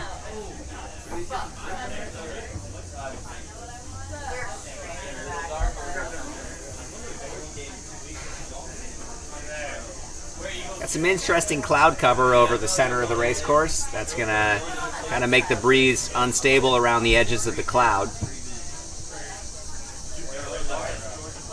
Clouds affect the breeze because, well, they block the sun. And that creates cooler air underneath them, which sucks the wind to it. And then you get the wind compressing, and sometimes you'll find good breeze underneath the clouds. But it shifts around the edges. Checking in with event organizer Lisa Pline and looking over the NOR and SIs, there is no official cutoff time today. There's no, we have to get in by this time, or we can't start our race off after this particular time. So technically, we can keep waiting for the conditions to be fair for racing. So hopefully we can get a little more sailing in before crowning a victor. Yeah, so we could be here all night, which I would be just fine with, Ashley. I'm having a great time. Thanks for having me along to commentate with you, to be your assistant in this this journey to a national championship. Really glad to have you, because it's a lot easier to. I have so many notes here. I don't know if you can see how many notes are on this table, but I probably printed out, I don't know, 65 pages on all of these teams. And sometimes if you hear me not talking for a bit, it's because I'm literally trying to find and keep myself organized. And you've got the great play-by-play experience history to keep us rolling. It's really been fun. Yeah, and this is just, we've thrown away 2/3 of our notes already because those teams got eliminated. We just you can't see the floor around us, but it's covered in Gosling's ginger beer and a couple of extra notes and all sorts of tricks. Yeah. In all seriousness, we're not going to be here all night. I heard a couple unofficial target times from the PRO, Ian Berman, the co-PRO on land. And he's hoping to start these semifinals by 3:30 Eastern. And if they can't do that, then they might skip to finals, or they might skip everything altogether. Time will tell. Ashley, what's the adult team race scene like here in Annapolis? I know you've been super instrumental in getting a women's race team up and running, and you guys sail a lot of boats at a lot of different clubs. What's the scene like? We do. So the dinghy team race scene has been really healthy here at the Severn Sailing Association. We have weeknight racing every night of the week here in Annapolis. Tuesday being T-Sods, Wednesday night racing out of the Annapolis Yacht Club, Thursday night hosted by SSA and a conglomeration of J-World, and Friday night beer cans at EYC. So Monday night turns into match and team race night. It's the only other night of the week that we can do. And a lot of adults who are a bit more, I don't know what the word is. The athleticism of the FJ and 420 isn't necessarily our goal anymore. We want to have a keel, we want to have a big spinnaker up there and really be mixing it up. So we started a Monday night thing up at Gibson Island, actually. They have a fleet of sonars up there and have been incredibly giving to let us go up there and play. And I call it MATRA. It stands for the Maryland Area Team Racing Addicts. And it's co-ed. The Monday nights are completely open to people who are already good sailors but need to maybe add that next layer that we've been talking to a lot of these skippers and crew of you're already sailing well and you have the boat speed and the fleet racing, but you want to add that extra layer of team racing. And then we've also had a lot of great sparring adventures with you and with Eastport Yacht Club, and really bringing a lot of these clubs together to rise the tide around here. If we all get more time on the water sparring against unknowns and mysteries, as you put it, we can up our game. So then from there, we form teams for co-ed, for female driver, or women's teams, like for the Thayer, the Corinthian Yacht Club Women's National Invitational, and the New York Yacht Club Women's 2v2, to go and compete up there and see how the Chesapeake stacks up against the rest of the country. Awesome. Yeah, I had a great time the one time you invited me to practice at Gibson Island. I got to be the third skipper on the women's team, so that was a great experience. Yeah, we're going to have to do that a lot more. Yep. I want to pair up with you. After doing all of this team racing talk, I'm definitely envious and wish I was out there. Team racing is pretty much always boats provided, so I think that inherently makes it one of the more inclusive aspects of our sport. Okay? Right. You don't need to own a boat or live long enough in the city that you're sailing in to own the boat. You know, we have a lot of coaches here for the summer, and they love to get out in the dinghies and team race. And so I think that's one area where you combine the teamwork and you combine the access, which is supported by these yacht clubs and sailing associations, and it makes it really awesome way to grow our sport as a whole. Yeah, it can make the entry fees a little higher because you're depending on the club to provide the boats. But at least for our women's team, when we travel, we've gotten big grants and support from the Chesapeake Bay Yacht Racing Association, who's one of our local sponsors here, and from the Annapolis Yacht Club Foundation, who they all want to see the Chesapeake well represented on the national stage.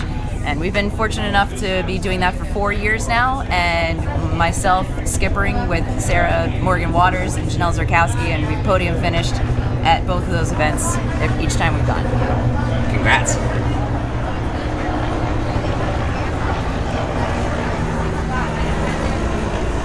It's one of the joys of being near the Naval Academy is you get some pretty cool aircraft flying over you. If you heard some very loud noises, there was 2, I don't know what kind of helicopters, but flying over us. We've had Ospreys fly over us, those helicopters that can turn into planes. You never know who's flying by.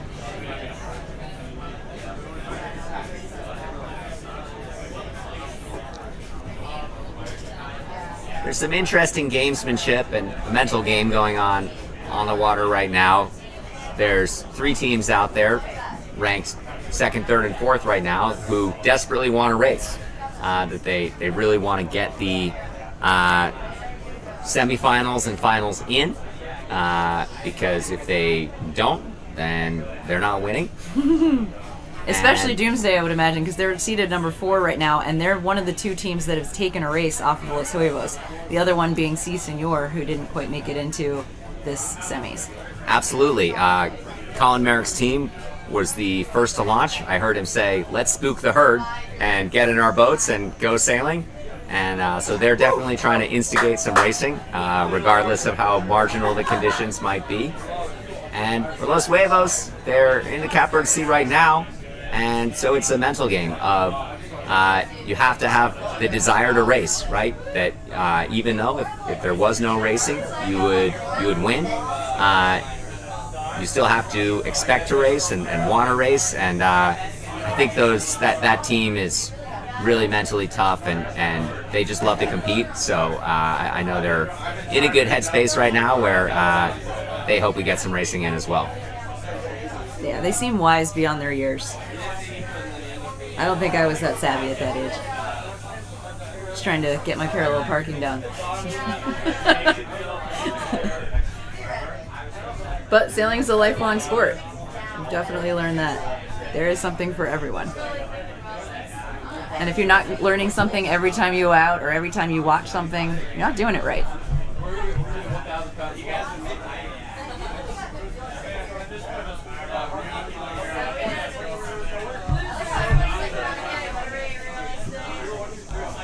It's been awesome to get a lot of text messages and support from people watching us over the weekend. And one supporter that's been texting me a few times is Lior Levy, who's the head coach now at Cornell University, and building that program up, doing a great job there. And Justin referenced that I coached him in team racing and Opties, but Lior's been his primary fleet racing coach pretty much all the way through from Opties.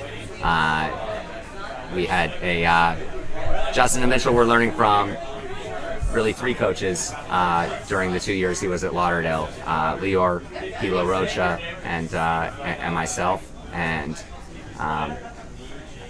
that's the mark of a great sailor as well, is that they're looking to get better and take information from everyone. And then Lior was coaching them in Snipes this winter when they won the Junior Worlds. So shout out Lior, I know you're watching, and I know who you're rooting for, but it's great to see your journey as an Opti coach, an I-420 coach, and now a college coach.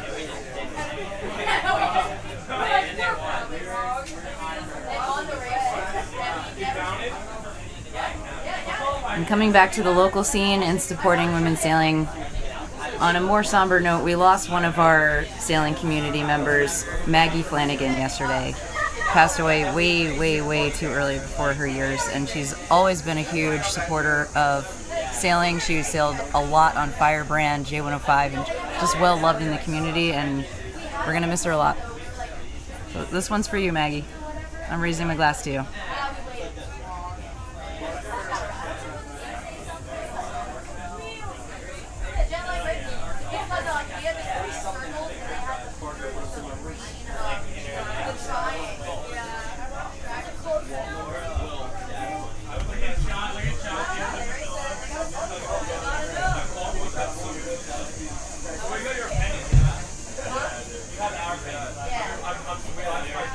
Yeah, it's a super close-knit sailing community here. I just remember playing kickball with Maggie when I first moved to town, and so as a community, for sure, it's a huge loss. Thanks for sharing that. Mm-hmm. Huge bright light. We always bonded over the fact that we were both theater people. She was big into costuming. She was she worked in the canvas section of Quantum. And yeah. I always loved every time she'd come up to a party, she would overdress in the best way. Always had the best outfit. And she was quick to bring a smile to everyone's face and make us all want to be better people.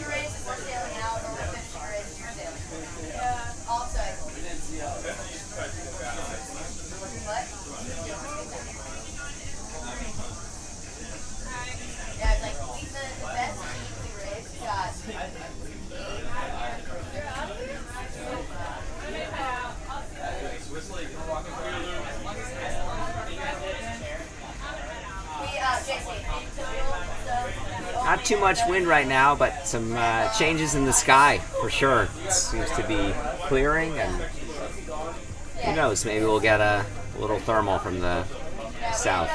Yes, we need that sun to come out. That's our best chance of getting any breeze today. Unless it's a storm and it clouds everything over, but then we're probably sailing in. Sailable breeze will come with the sun. Yep, at least we haven't been struck by lightning yet.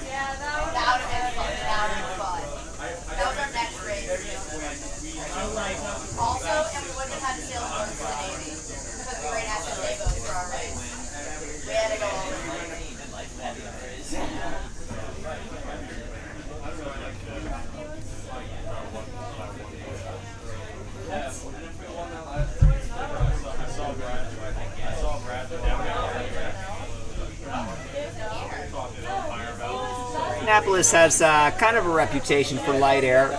Ashley, but it's been a pretty good summer. I think we had a cool spring, less jellyfish and more wind this summer. So overall, it's been good. And with 112 races run already, this has been a great championship. Yes. It's really been an amazing summer for wind. And I would say it's more of a crapshoot every day of the year around here. It's hard to nail the forecast down around here because we do have the great big Chesapeake Bay and land creating all that temperature difference, but we're too far inland from the ocean to really depend on a sea breeze every day.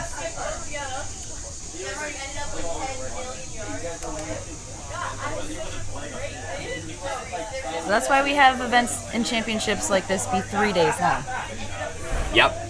So the majority of this event have been absolutely stellar. So.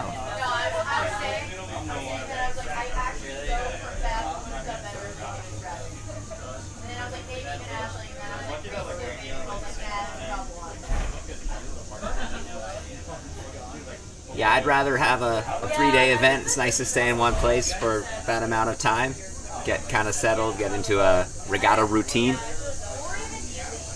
And everywhere you go now, you never know. We're in the midst of some climate change, which is making everywhere more variable.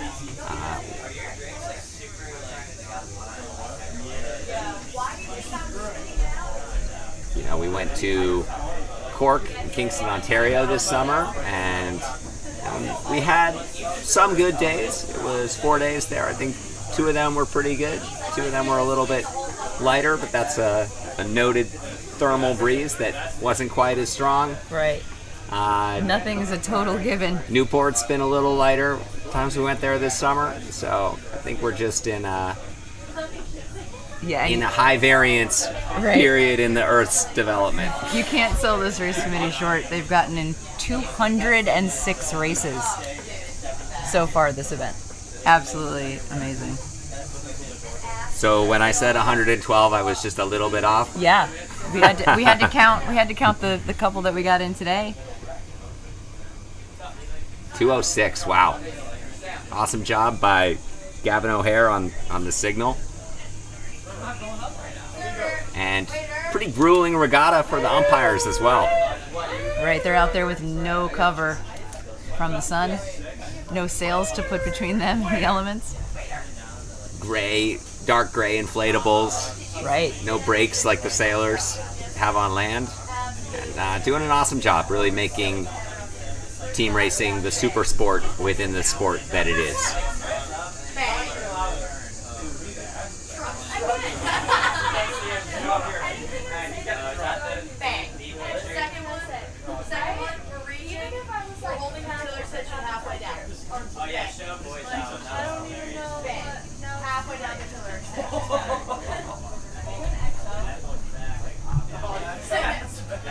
If the listeners have any questions they want us to answer, any topics they'd like us to expatiate on. Expatiate? Yeah, during this wind delay. $10 word. Please type it in the comments on the YouTube feed. If you type it into the Vimeo feed, we will eventually get it. We are definitely tuning into the YouTube one a bit more quickly.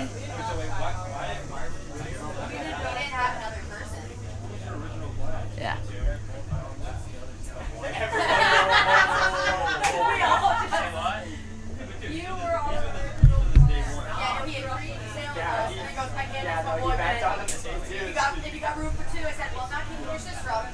Shout out to my Snipe super crew, Grace Howie, who's just tuning in. You can watch everybody tuning in. I love it.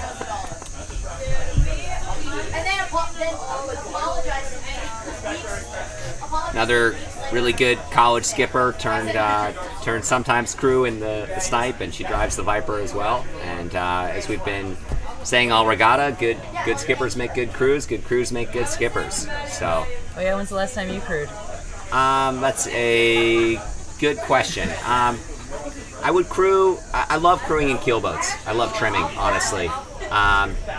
So probably the Wednesday night race where I got a concussion earlier this summer was the last time I've been crewing. Oh, that's no good. But yeah, I love crewing for my dad on his wooden boat, which he had up until a few years ago. We would do the Eggemogan Reach Race Classic Yacht Regatta every summer. And I loved trimming for Robbie Brown in J24s. And I think, a J24 team, the dynamics from that, I would apply to coaching Opti team race teams. That you have 5 people, and for a whole regatta, those are really just the only 5 people that you care about, right? And you care about everything for them: their sleep, their hydration, making sure everyone's fed, everyone's in a good mental state. So campaigning at J24 and trimming for a great sailor with Mark Liebel calling tactics, shout out, that was a great experience for me in like my first post-college years.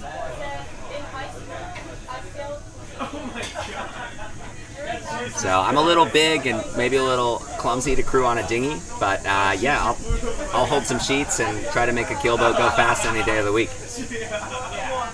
Awesome. Well, while we're taking a break here, we're going to hear from our sponsors. So check back in with us, and we'll check out their messaging, and we'll be back right after that.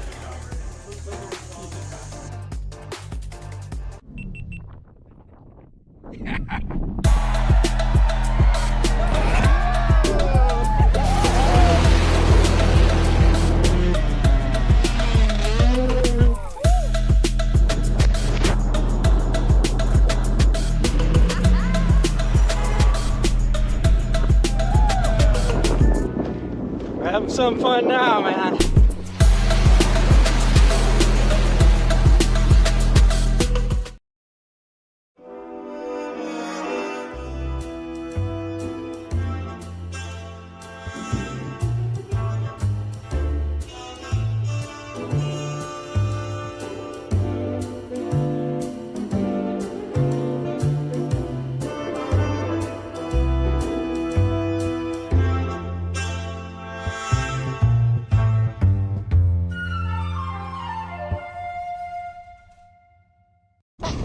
Ooh, this is gonna be smooth.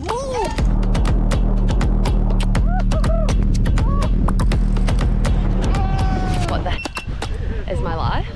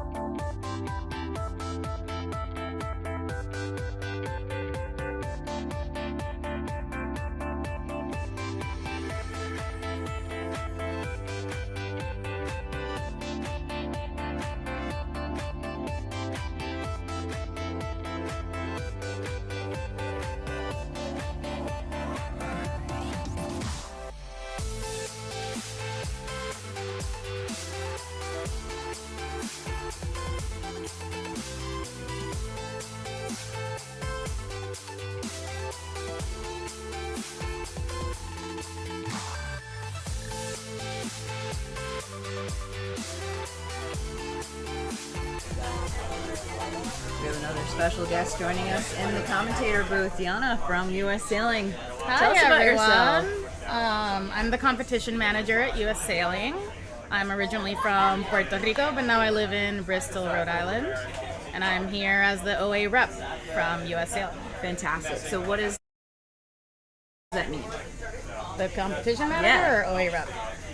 Competition manager, I run all the championships, mostly the adult championships. JP, John Pierce runs the youth ones, but we kind of tag team on that. So we make sure that all the logistics before the event and during the event and after the event as well just run smoothly. We work with the host clubs, the race management team, and the competitors. So a lot goes on behind the scenes. Oh, I can imagine. You must have a fleet of people working with you as well. Yes, a fleet of people, a fleet of volunteers, and an arsenal of spreadsheets. Yeah, that's the only way I can manage. I think there are 12 that we're monitoring here for this event between all the scoring and I had her making notes for me at weigh-in here on the back of Gavin O'Hare's Who Eats Who in the team racing scene.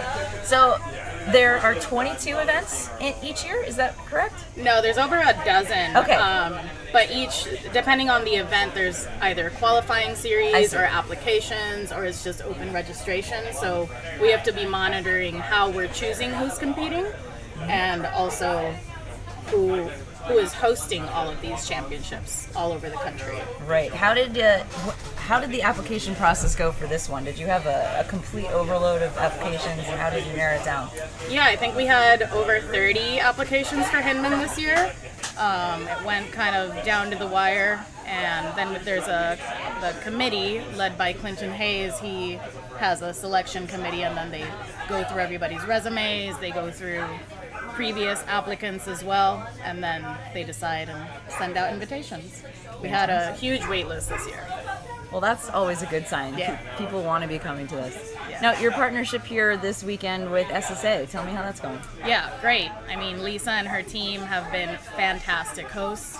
Obviously, the weather gods have cooperated until now. But yeah, SSA has been tremendous to us. Their facilities, their team, their spirit, and their love of sailing has truly made this event wonderful. Fantastic. So when a new bid comes in, we want to host something. What depending on the event, what are you looking for in a host? I think there's a lot of different factors. Obviously, there's the technical aspect of it. Do you have the resources? Do you have the team? Do you have the boats? Do you have the experience of knowledge of pulling off a championship at this level? And also just your energy and how much you want to work with us, how much you want to host all of these competitors from all over the U.S. Yeah. Right on. So when SSA's application came in, we had all the right ducks in a row. Yeah. They were on it. They were very excited, and I think they're doing it again. So stay tuned. All right, that's good news. Yeah. Good news. Yeah. Do you have any questions, Arthur? Just one. Thanks so much for being here and doing this regatta, and also shout out to the awesome job that you did helping with the Opti North Americans in Puerto Rico. We had six sailors from Annapolis competing there, and they had a wonderful time. So you bring a huge background of running great events in all classes. So thank you so much. Who do we petition to put team racing in the Olympics? Oh, that's a great question. That's not a me question. Will you sign my petition? I will sign your petition, and I will also help you do some research if you want. That would be amazing. That'd be cool. You heard it here first. Yeah. This is how it happens. Yeah. This is how it over at Gosling's. The networking is very important at these events. Definitely. Yeah, thank you guys for commentating. This has been awesome. Awesome. What would you say is a call to action to anyone out there watching and getting involved in U.S. sailing? Well, check out our competition section on the website. We have a 3-year calendar that has all of our championships and the future hosts and potential dates. And so if it says accepting bids on there, you can look at it and see if it's a good fit for your club or your association, and go into our online bid form and fill it out and reach out. Right. And then when you come to a place like this, what's something that U.S. Sailing provides? What kind of support are you bringing with you, and what do you expect from the club to do there? So it really depends on the championship. Certain championships we need the host to provide the boats, such as for Hinman. And then there's other boats like the single-handed championships where people bring their own boats, or they can charter boats if you have boats available for them. So it really depends on each championship and what what the type of championship is. And then you guys came as U.S. Sailing with the live feed and with help with registration and support during the actual event. Yeah, so before the event, we're really on it with you, with all of our hosts, just making sure that all the ducks are in a row. And then somebody always comes, usually me or another OA rep, to help with registration, anything really. If you need us on the race committee, if you need us driving media boats, we bring a photographer to get all the footage, live stream for here, and U.S. match racing will also be live streamed. And yeah, whatever you need. We want it to work as great as our hosts do and our competitors do. So you've probably been to some pretty cool places. Yes. You've been all over the country. Where's some neat places you've been? Yeah, with U.S. Sailing, I was at Dallas Corinthian Yacht Club for the U.S. Multi-Hull Championships that were on Hobie 16s. Wow. That was in May. That was really, really fun. I will be going to San Francisco for the match racing. Obviously, Annapolis. I love Annapolis. And this is kind of a second home for me as well. Oh, good. And yeah, next year we're going to Larchmont Yacht Club for the U.S. Team Racing Championship. I'm excited for that. And personally, my favorite place has been Lake Garda. I was there for the Opti Worlds in 2021, and that was one of my favorite places on earth. Amazing. Yeah, We great just got sailing. word that we are skipping the semifinals now and dropping that and going right to the finals. Yeah. Wow. It's going to be exciting. The weather gods are not being very nice to us right now. Yes, so that's bad news for our third and fourth teams seeded, but we will now get to watch Rock City Cruising Club and Los Huevos battle it out. Yep. If there's some wind. If we get some wind. If we get Fingers some crossed. Yeah. Yeah. Is there anything you'd like to add? Yes, I would definitely like to thank the race committee and the umpire team for doing a very hard but excellent job on the water. For sure. There's a lot of unsung heroes, I feel like, in the race committee world, and most people don't understand how much goes into that, not just on the water, but off the water before the event. So thank you to our PRO and our umpire team and all the race committee volunteers, for sure. So true. So true. And thank you so much for being here. Thank you guys. Thanks for this having me. opportunity.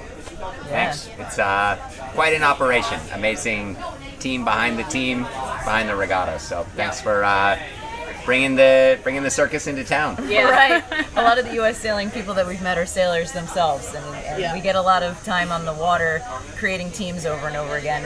It's easy to do it off the water too, in situations like this, and just pick up where we left off the last time we ran into each other and run with it. Yep, So, very thank you. small world. Very amazing small world. Thanks for having me. All right, yeah. All right. Thank you.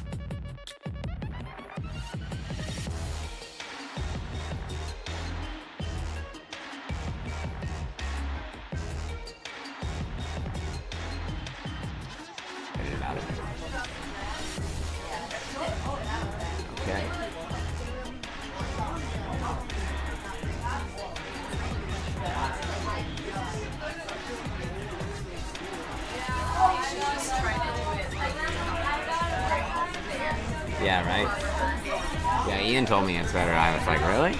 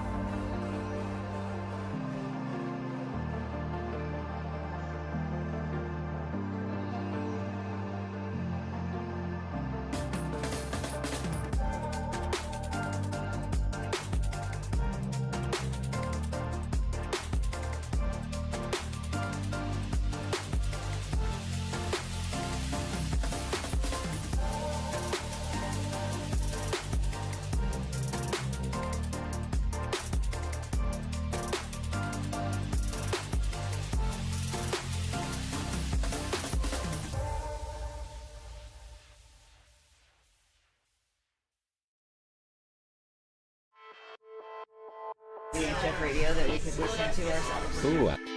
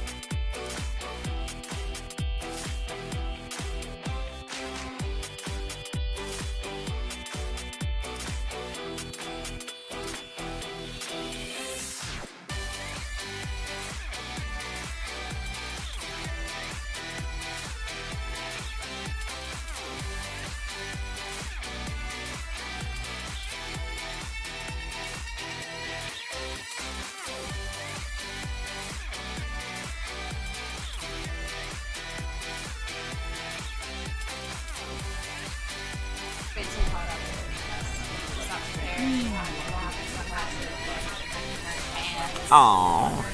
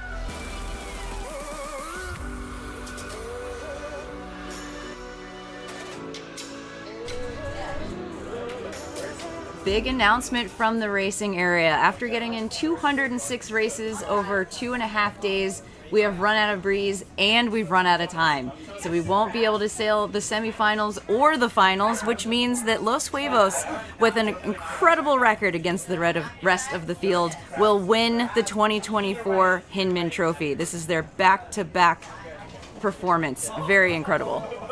Yeah, an awesome regatta. Huge congrats to Los Huevos. Celebrating in the harbor, it sounds like. We have Justin Callahan, Mitchell Callahan, Laughlin McGranahan, Marbella Marlowe, Libby Redmond, and Sarah Schumann. Awesome team and a great performance. Too bad we didn't have the drama of a finals, but a well-deserved win. Oh my gosh, they really separated them from the field. That wasn't themselves. It wasn't coming down to a tiebreaker and the computer telling us who won. They really were a standout the entire weekend. Yeah, they won all their races on Friday, so the computer gave them the toughest opponents it could the rest of the way, and they still came away with a 4-win edge, excuse me. They won 15 races and only lost 2. Rock City Cruising Club, second place with 11 wins and 6 losses. A nice job by that team as well, and all the competitors here. Fantastic. Los Huevos will get that invite to the World Championship next year at the New York Yacht Club. Any other teams that are trying to get into that event, start building up your resumes now, because there is an unfolding way of trying to rank team racing. It's definitely difficult when teams start trading who's skippering and who's sailing with who, how to actually get ranking on the national scale. It's much easier in fleet and match racing, but they are working on it for team racing so that they can use those rankings to select the teams that go to Worlds. We'd really, really like to thank you for watching and for joining us, to the Severn Sailing Association and the Naval Academy Intercollegiate Sailing Team for pooling their resources together to be hosts here. Our local sponsors also included Day Sailors, Snipes, and Lightnings, 3 of the fleets that are based right here out of the Severn Sailing Association, and the Chesapeake Bay Yacht Racing Association, that pretty much run all of and organize everything on the bay. Spin Sheet Magazine, I'm sure we'll be doing a write-up about this. So many local sailors here were very successful because of their local knowledge. And there'll probably be articles and photos coming out from Spin Sheet very soon. And Zim, who builds FJs just like this and ships them out all over the country.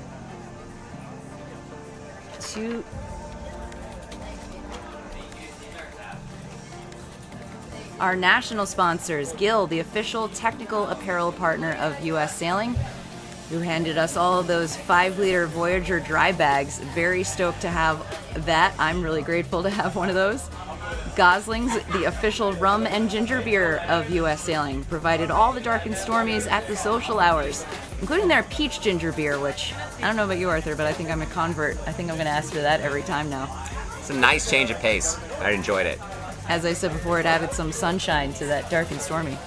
And GoPro, the official action camera of U.S. Sailing and presenting partner of the U.S. Team Racing Championship live stream. We're going to bring in one more guest here, the man behind the scenes, Ian Berman, who is the head coach over at the United States Naval Academy, who was running our scoring and making sure everyone was in the right boat at the right time. Ian, thank you so much for joining us here. Yeah, thanks for having me. Yeah, what was it like being on the water or being on land instead of the water for this event? It was kind of nice. I'm recovering from a surgery recently, so couldn't really be out in the boat, but still wanted to be a part of the event. We've been working on it for a while, organizing, putting this thing together. Lisa did a great job organizing all the onshore activities. Our race committee folks did a fantastic job. Gavin O'Hare, Steve Podlick, some of the other folks who brought in, Sharon Hadsdall, Taryn Teague. You know, we've got so many super experienced people. Jeff Borland did an awesome job for bringing in a great umpire team.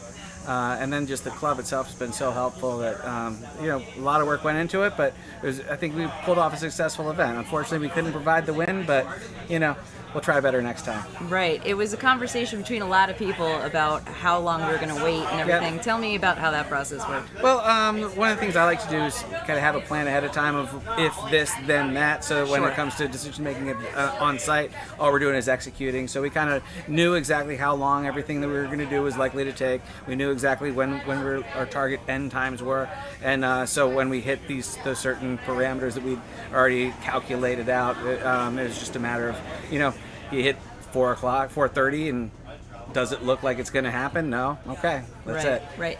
And you had some of your midshipmen competing here, and Dylan, the assistant coach. Tell me about what team racing is. How does that fit into the culture of the Naval Academy? Our sailing team racing is a huge part of what we do. It's probably our favorite discipline that we play in college sailing. We spend most of our time in the spring doing that. Our team racing practices start in early February. Wow. So a little chilly out there, but the fast-paced action, you can warm yourself Keeps you warm. up quickly. That's right. And then we go all the way through to our spring team racing championships, late April, and then having the opportunity to do something outside of that spring season is really, really cool. Unfortunately, with our midshipmen, well, it's actually part of their professional development. They enjoy it very much. They get the opportunity to go all over the world and do professional development training with the U.S. Navy in the summertime. But that does take away a lot of the opportunities for them to do outside of college sailing. So really, a really good opportunity to be able to do this right here in our backyard. Today's actually, this weekend's the reform of the brigade. So the plebes just got done with plebe summer. All very of the exciting. upperclassmen all came back, and they all got their school year rooms, and they had briefs this weekend. So really thankful to the Academy leadership for allowing these guys the opportunity to get out of some of that stuff and get out here and compete. Now, I'm definitely a proponent of sailing is an incredible way to build a human as a leader. Yep. But how do you see that in a literally militaristic way? Well, sailing's always been a big part of the Naval Academy, and they look at the tools, the skills that are developed through sail training, and everything that translates so directly into naval service. From everything from in aviation, right? An airplane wing is basically a sail on its side, and so learning those skills of flow and dynamics and then quick decision making, so translates so well. The small unit leadership, the teamwork, the navigation, seamanship skills so easily translate.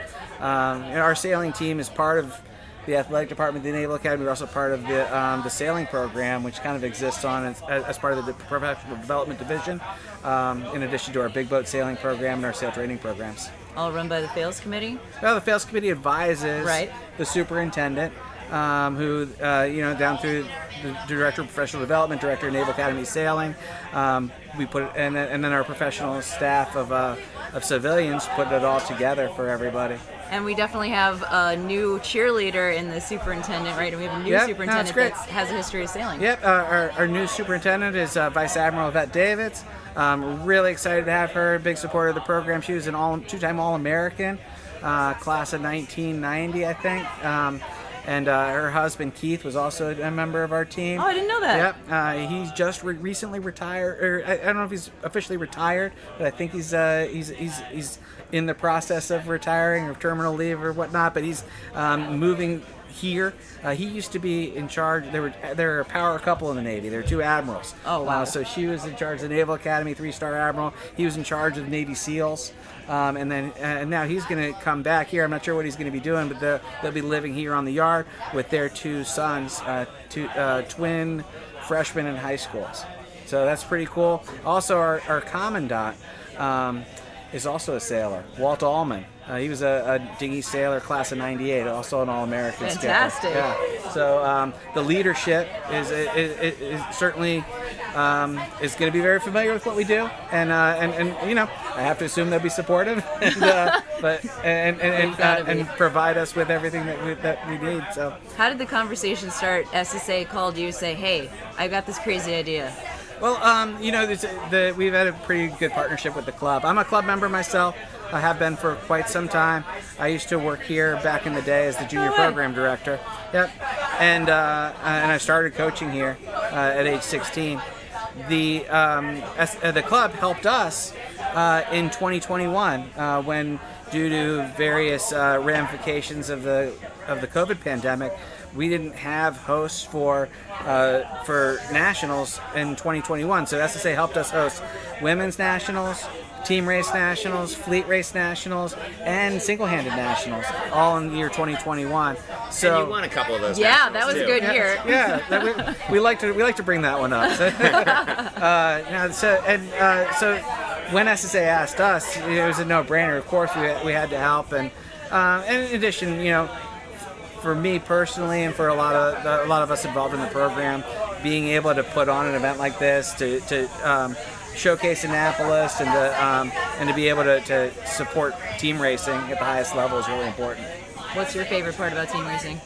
My favorite part is the strategy and the teamwork. So 2 parts, I know. You asked for one. Hey, but that's fine. I like to. You can have 2 favorites. I like being able to have the plays, the strategy, the thinking ahead, the dynamic ability to think about things and run the plays, and then work together with others to make them happen, which adds so much to the sport. So many of these kids come into college sailing with kind of a background of more individual sailing, so really being able to build that teamwork dynamic with them is pretty special. How's the season shaping up? You got some talent? We do, yeah. We have a lot of a good group of plebes that are just finishing plebe summer. Most of our starters are returning from last year. Nice. So, yeah, I think we'll have a deep team. I think and the one thing I'll say is the midshipmen are fantastic to work with. Our knuckleheads are other people's dream students, so I think that we're in good shape. That's really great to hear. Anything you want to add, Arthur? Well, we had the leaders just go into the far basin. Maybe we can look at the overhead, and I have one other question for Ian. But yeah, Ian, you were running the computers for this regatta. You were running the Swiss League, chief robot for this regatta, and you start out 8-0, as Los Huevos did, and you're going to race a lot of tough opponents. So to only lose 2 races out of 17 in the Swiss League is, to me, seems pretty impressive. What can you say about their overall performance at this event? These guys have been winning at every level along the way. You've seen these same players winning in junior sailing, winning in college sailing, winning at this event last year, winning again here. I think that they've shown that they have exceptional boat speed, they have exceptional boat handling, they have exceptional teamwork, and they have exceptional composure. To go on that 2-race losing streak, turn it around, and then never lose again, showed a lot of willpower and determination. So, hats off to Los Huevos, well-deserving champion, repeat champion, and I think they'll go down as one of those historically great teams. Really, really glad to have a repeat. That's pretty exciting. I know there's a lot of teams that would have liked to challenge them a little bit more, but as we learned, you have to race like every race is your last race, just in case the breeze shuts off. For sure. And also I'd like to got to congratulate those teams that were out there in 2nd through 4th, all tied with each other. These tiebreakers, a lot of it's outside of your control because it's basically based on the teams that you sailed against. So. Those guys all did a great job. Any one of them, I know those are all really good teams, and all of them would have loved for the opportunity to challenge the leaders. Yeah, and that's something that we'll have to look forward to at the next year's Hinman up in New York. Yeah. Well, thank you so much for joining us. All right, great. Thank you. Yeah. Thanks, Ian. Thanks, Coach. You. Rest up. Yeah, we'll try. We're waiting for the winning team to get back to the dock and hopefully be able to celebrate with them. Oh, no.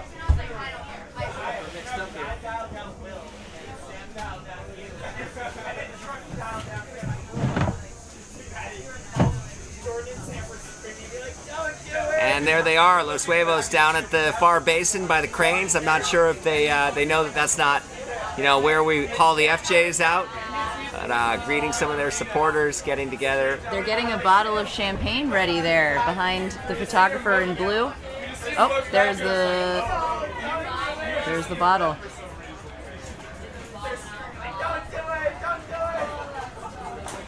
I'm not sure where the tradition of spraying champagne on each other in sailing started, but it definitely has been around long enough to be a tradition.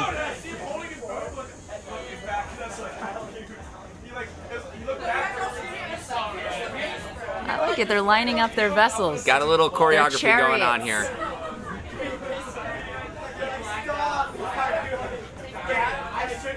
There's a shot of Eastport Yacht Club, our neighbor. Another reason we're able to host such great events. Sometimes the fence between us comes down. We clear out these lots and can hold giant world champions.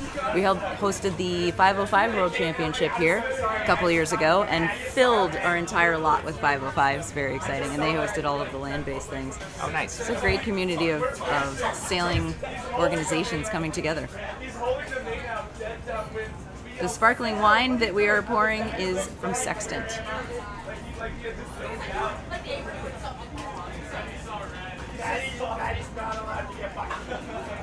Not allowed years of aggression.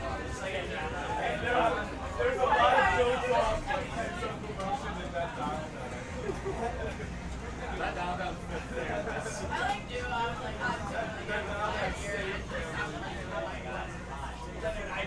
I shouldn't be here. Nice little bit of coordination going on over here. Running the last play of the day, setting up for the team picture and champagne shower.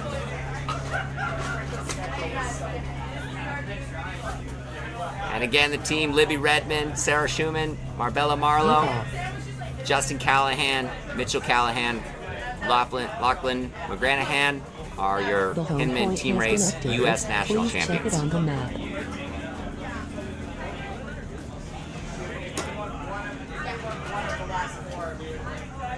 Landing.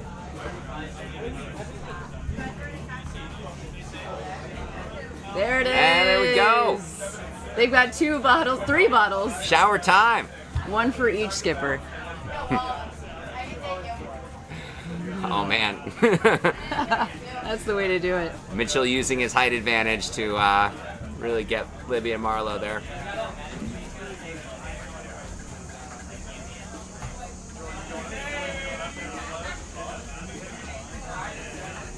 We'll have a big award ceremony here probably in about 20 minutes to celebrate all the teams that were here and of course our winners.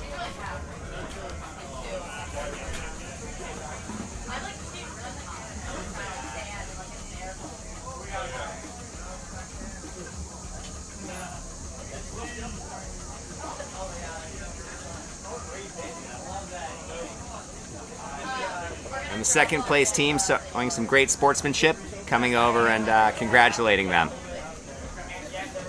That's what it's about.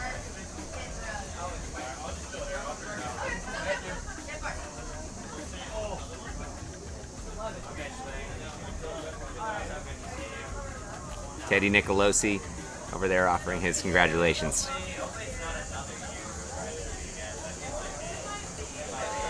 You're about to be swarmed by a lot more sailors who have all been watching up here at the deck. Race committee really did try their best. They tried moving the race course out to past the shoal pole to try and find any last ounces of breeze they could, but it just wasn't enough to make it a fair finals. Yeah, they were thirsty for a finals, but the wind gods just didn't allow it. And it's been really cool to see how many sailors have stuck around for the awards. Even teams that were eliminated 4-5 hours ago are still here just hanging out and enjoying the vibe and ready to cheer their competitors on. Mm-hmm. What's your expression? Make friends, sail fast? What is it? Sail fast. Make friends. Have fun. Have fun, make friends, sail fast. I think we did that.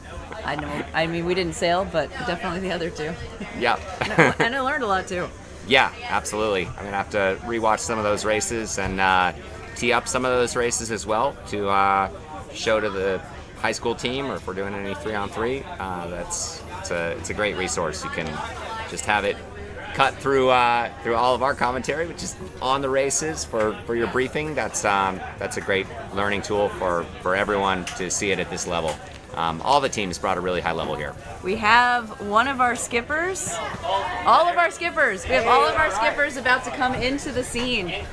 And crew. We're all here. Let's get cozy. All right, Coach. Putting everybody in. Brother, congrats. Get on in there, guys. Get on in here. Crowd in. Get cozy. Sorry, I just moved that on you. I like your boots, man. Oh, Nice thank pink. you. Thank you. Boots. The Sailing Association pennies. Yeah. It's going to be definitely tight. I can move over more. Let's move over as far as we can. You're still in shot? Yeah. Wow, congratulations, guys. Thank you. Talk to me about how the pressure of waiting around all day, did that weigh on you at all? Oh, you did not want to be in my boat. Poor Marbella. Yeah. I was not speaking. I was just nervous. It was hot. It was, you know, it is what it is. It's sailing. Sometimes there's no wind. We were excited to be able to hopefully get in the full top 8. The win the last 2 days was fantastic, but I guess it didn't work out today. And Yeah, tell me more about your team and your secret to success. Anyone who's watching out there to say, how do I be those people? I mean, well, these guys have been sailing together since they were in the womb, so I'm sure that certainly helps. But we've been lucky enough to sail at school together the past few years, and before that, we're kind of all generally from the Florida area, except for one of us who made trips to the Florida area. And so we've been sailing together for a long time now, and I don't know, we just enjoy doing it, I guess. So it doesn't seem like it's a burden at all. Yeah. Let's hear from we met a lot of you. Let's meet you as well. Hello everyone, I'm Mitchell. Yeah. Lucky to be a part of this team. Yeah, pretty good regatta. A little bit of unfortunate way to end it, but I mean, still super happy the way everything ended up, and super grateful to the other 5 people on this team and our parents, and our many coaches along the way. One of them is sitting right here, Arthur Blodgett. So yeah, just pretty happy right now. Fantastic. Cruz, tell me about your experience. We met you a bit this morning, but anything you want to tell the audience? And this is our only mic right here. We had a great And that time. one. Yep. And the competitors were awesome, and we learned a lot from each other. And Yeah, it was great racing the past couple days. They did a great job hosting. Great competition. Yeah, and where does the team name come from? Oh, that's such a good question. So let me take you back to math class, sophomore year of high school. There's not a lot going on through my brain, and I said, I've read the Hinman team names before. I was like, what's something that's gonna stick? And then I went to Spanish, the class after that. I was like, oh, Los Huevos, that sounds like cool. And there's no other meaning behind that. And yeah, we'll try to make You wanted to stick out. We're trying to make a household name out of it. Yeah, there you go. And stick out you did. You had an incredible record with only 2 losses. What happened in those races?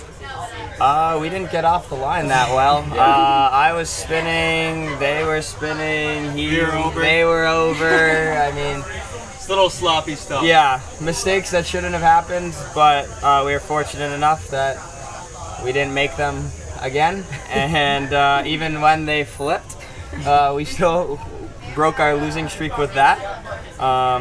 You won that race that you flipped in? Yeah. Why did you flip? Well, I came in after the previous 2 races, and I was like, guys, I'm really tired. I don't know. It's been I was coaching before this, flew down here, took a power nap, and I'm like, okay, we're reset. We go out there, and I get in a starboard port with somebody on the other team, and as I'm tacking to avoid, I decided to protest while tacking with my left hand and tried to tack with just my right. And I fell out of the boat doing that, and then we flipped to window. Oops. But he got a red flag. He got a red flag for it. So still in front of us, though. He did pass me still, even with that. But I don't know. I have a great crew that was bailing really hard. All the way around. So we managed to get back, and I think I finished second that race. So. You came all the way back. Yeah, wow, that's impressive. There's the red flag. What's next for you guys? What are you off to next? Going back to school? What's up? We're going to a few different places. Some people are going to work. Some people are going to grad school. The 3 of us are going back to school. Next week, Mitchell and I are flying to Detroit to sail match race in the Detroit Cup, which Marbella, Mitchell, and I were fortunate enough to win last year, so we'll see what happens this year. But I think something that we all 6 of us want to say is that today and the last 3 days we were racing for 7 people, and you know, Liam, we know, is smiling down on us. As soon as I said we're going in, I started bawling my eyes out. And we know he would definitely love to be here, and we know he's smiling with us. But can you tell the audience who maybe didn't tune in yesterday about? So Liam O'Keefe was all of our kind of best friend. We all grew up sailing with Liam, who tragically passed in early May after college nationals. But you know, I think it's hard. I don't really have a lot of words, but I think at the end of the day, we had so much fun with everyone here, and we always had so much fun sailing together with Liam and against Liam, and I think everyone at this regatta can say the same. So we know he's smiling with us, knowing that, you know, some of his best mates have just won the Hinman for the second year in a row. He was the first person to call me last year when we won the Hinman. So I know he would. And so yeah, we still have him on our hats here, and we're not going to forget that, and hopefully no one else here does too. That's a really magic thing about this sport, sailing for each other, with each other, as a team. Thank you so much, and congratulations. Thank you to everyone out in the sailing world who is watching this live, or maybe watching it on repeat. We're really glad to have you, and extremely thankful to the Naval Academy, the Severn Sailing Association as hosts, and all of our sponsors for making this possible. And thank you to Ashley Love. Hey! Yeah. Come on. Shout out. For trying to talk about what we're doing wrong all day. Oh no, I tried to focus on the positive. Awesome. And we got to thank Cut and Run Productions. They were the ones running all of this live feed. All this booth here that you see is about 1/16. It's the tip of the iceberg. There's a whole production office out there. There's drone pilots. There's cameras everywhere, and they really ran a seamless effort. So thank you guys very much. And for US Sailing, we're gonna sign off.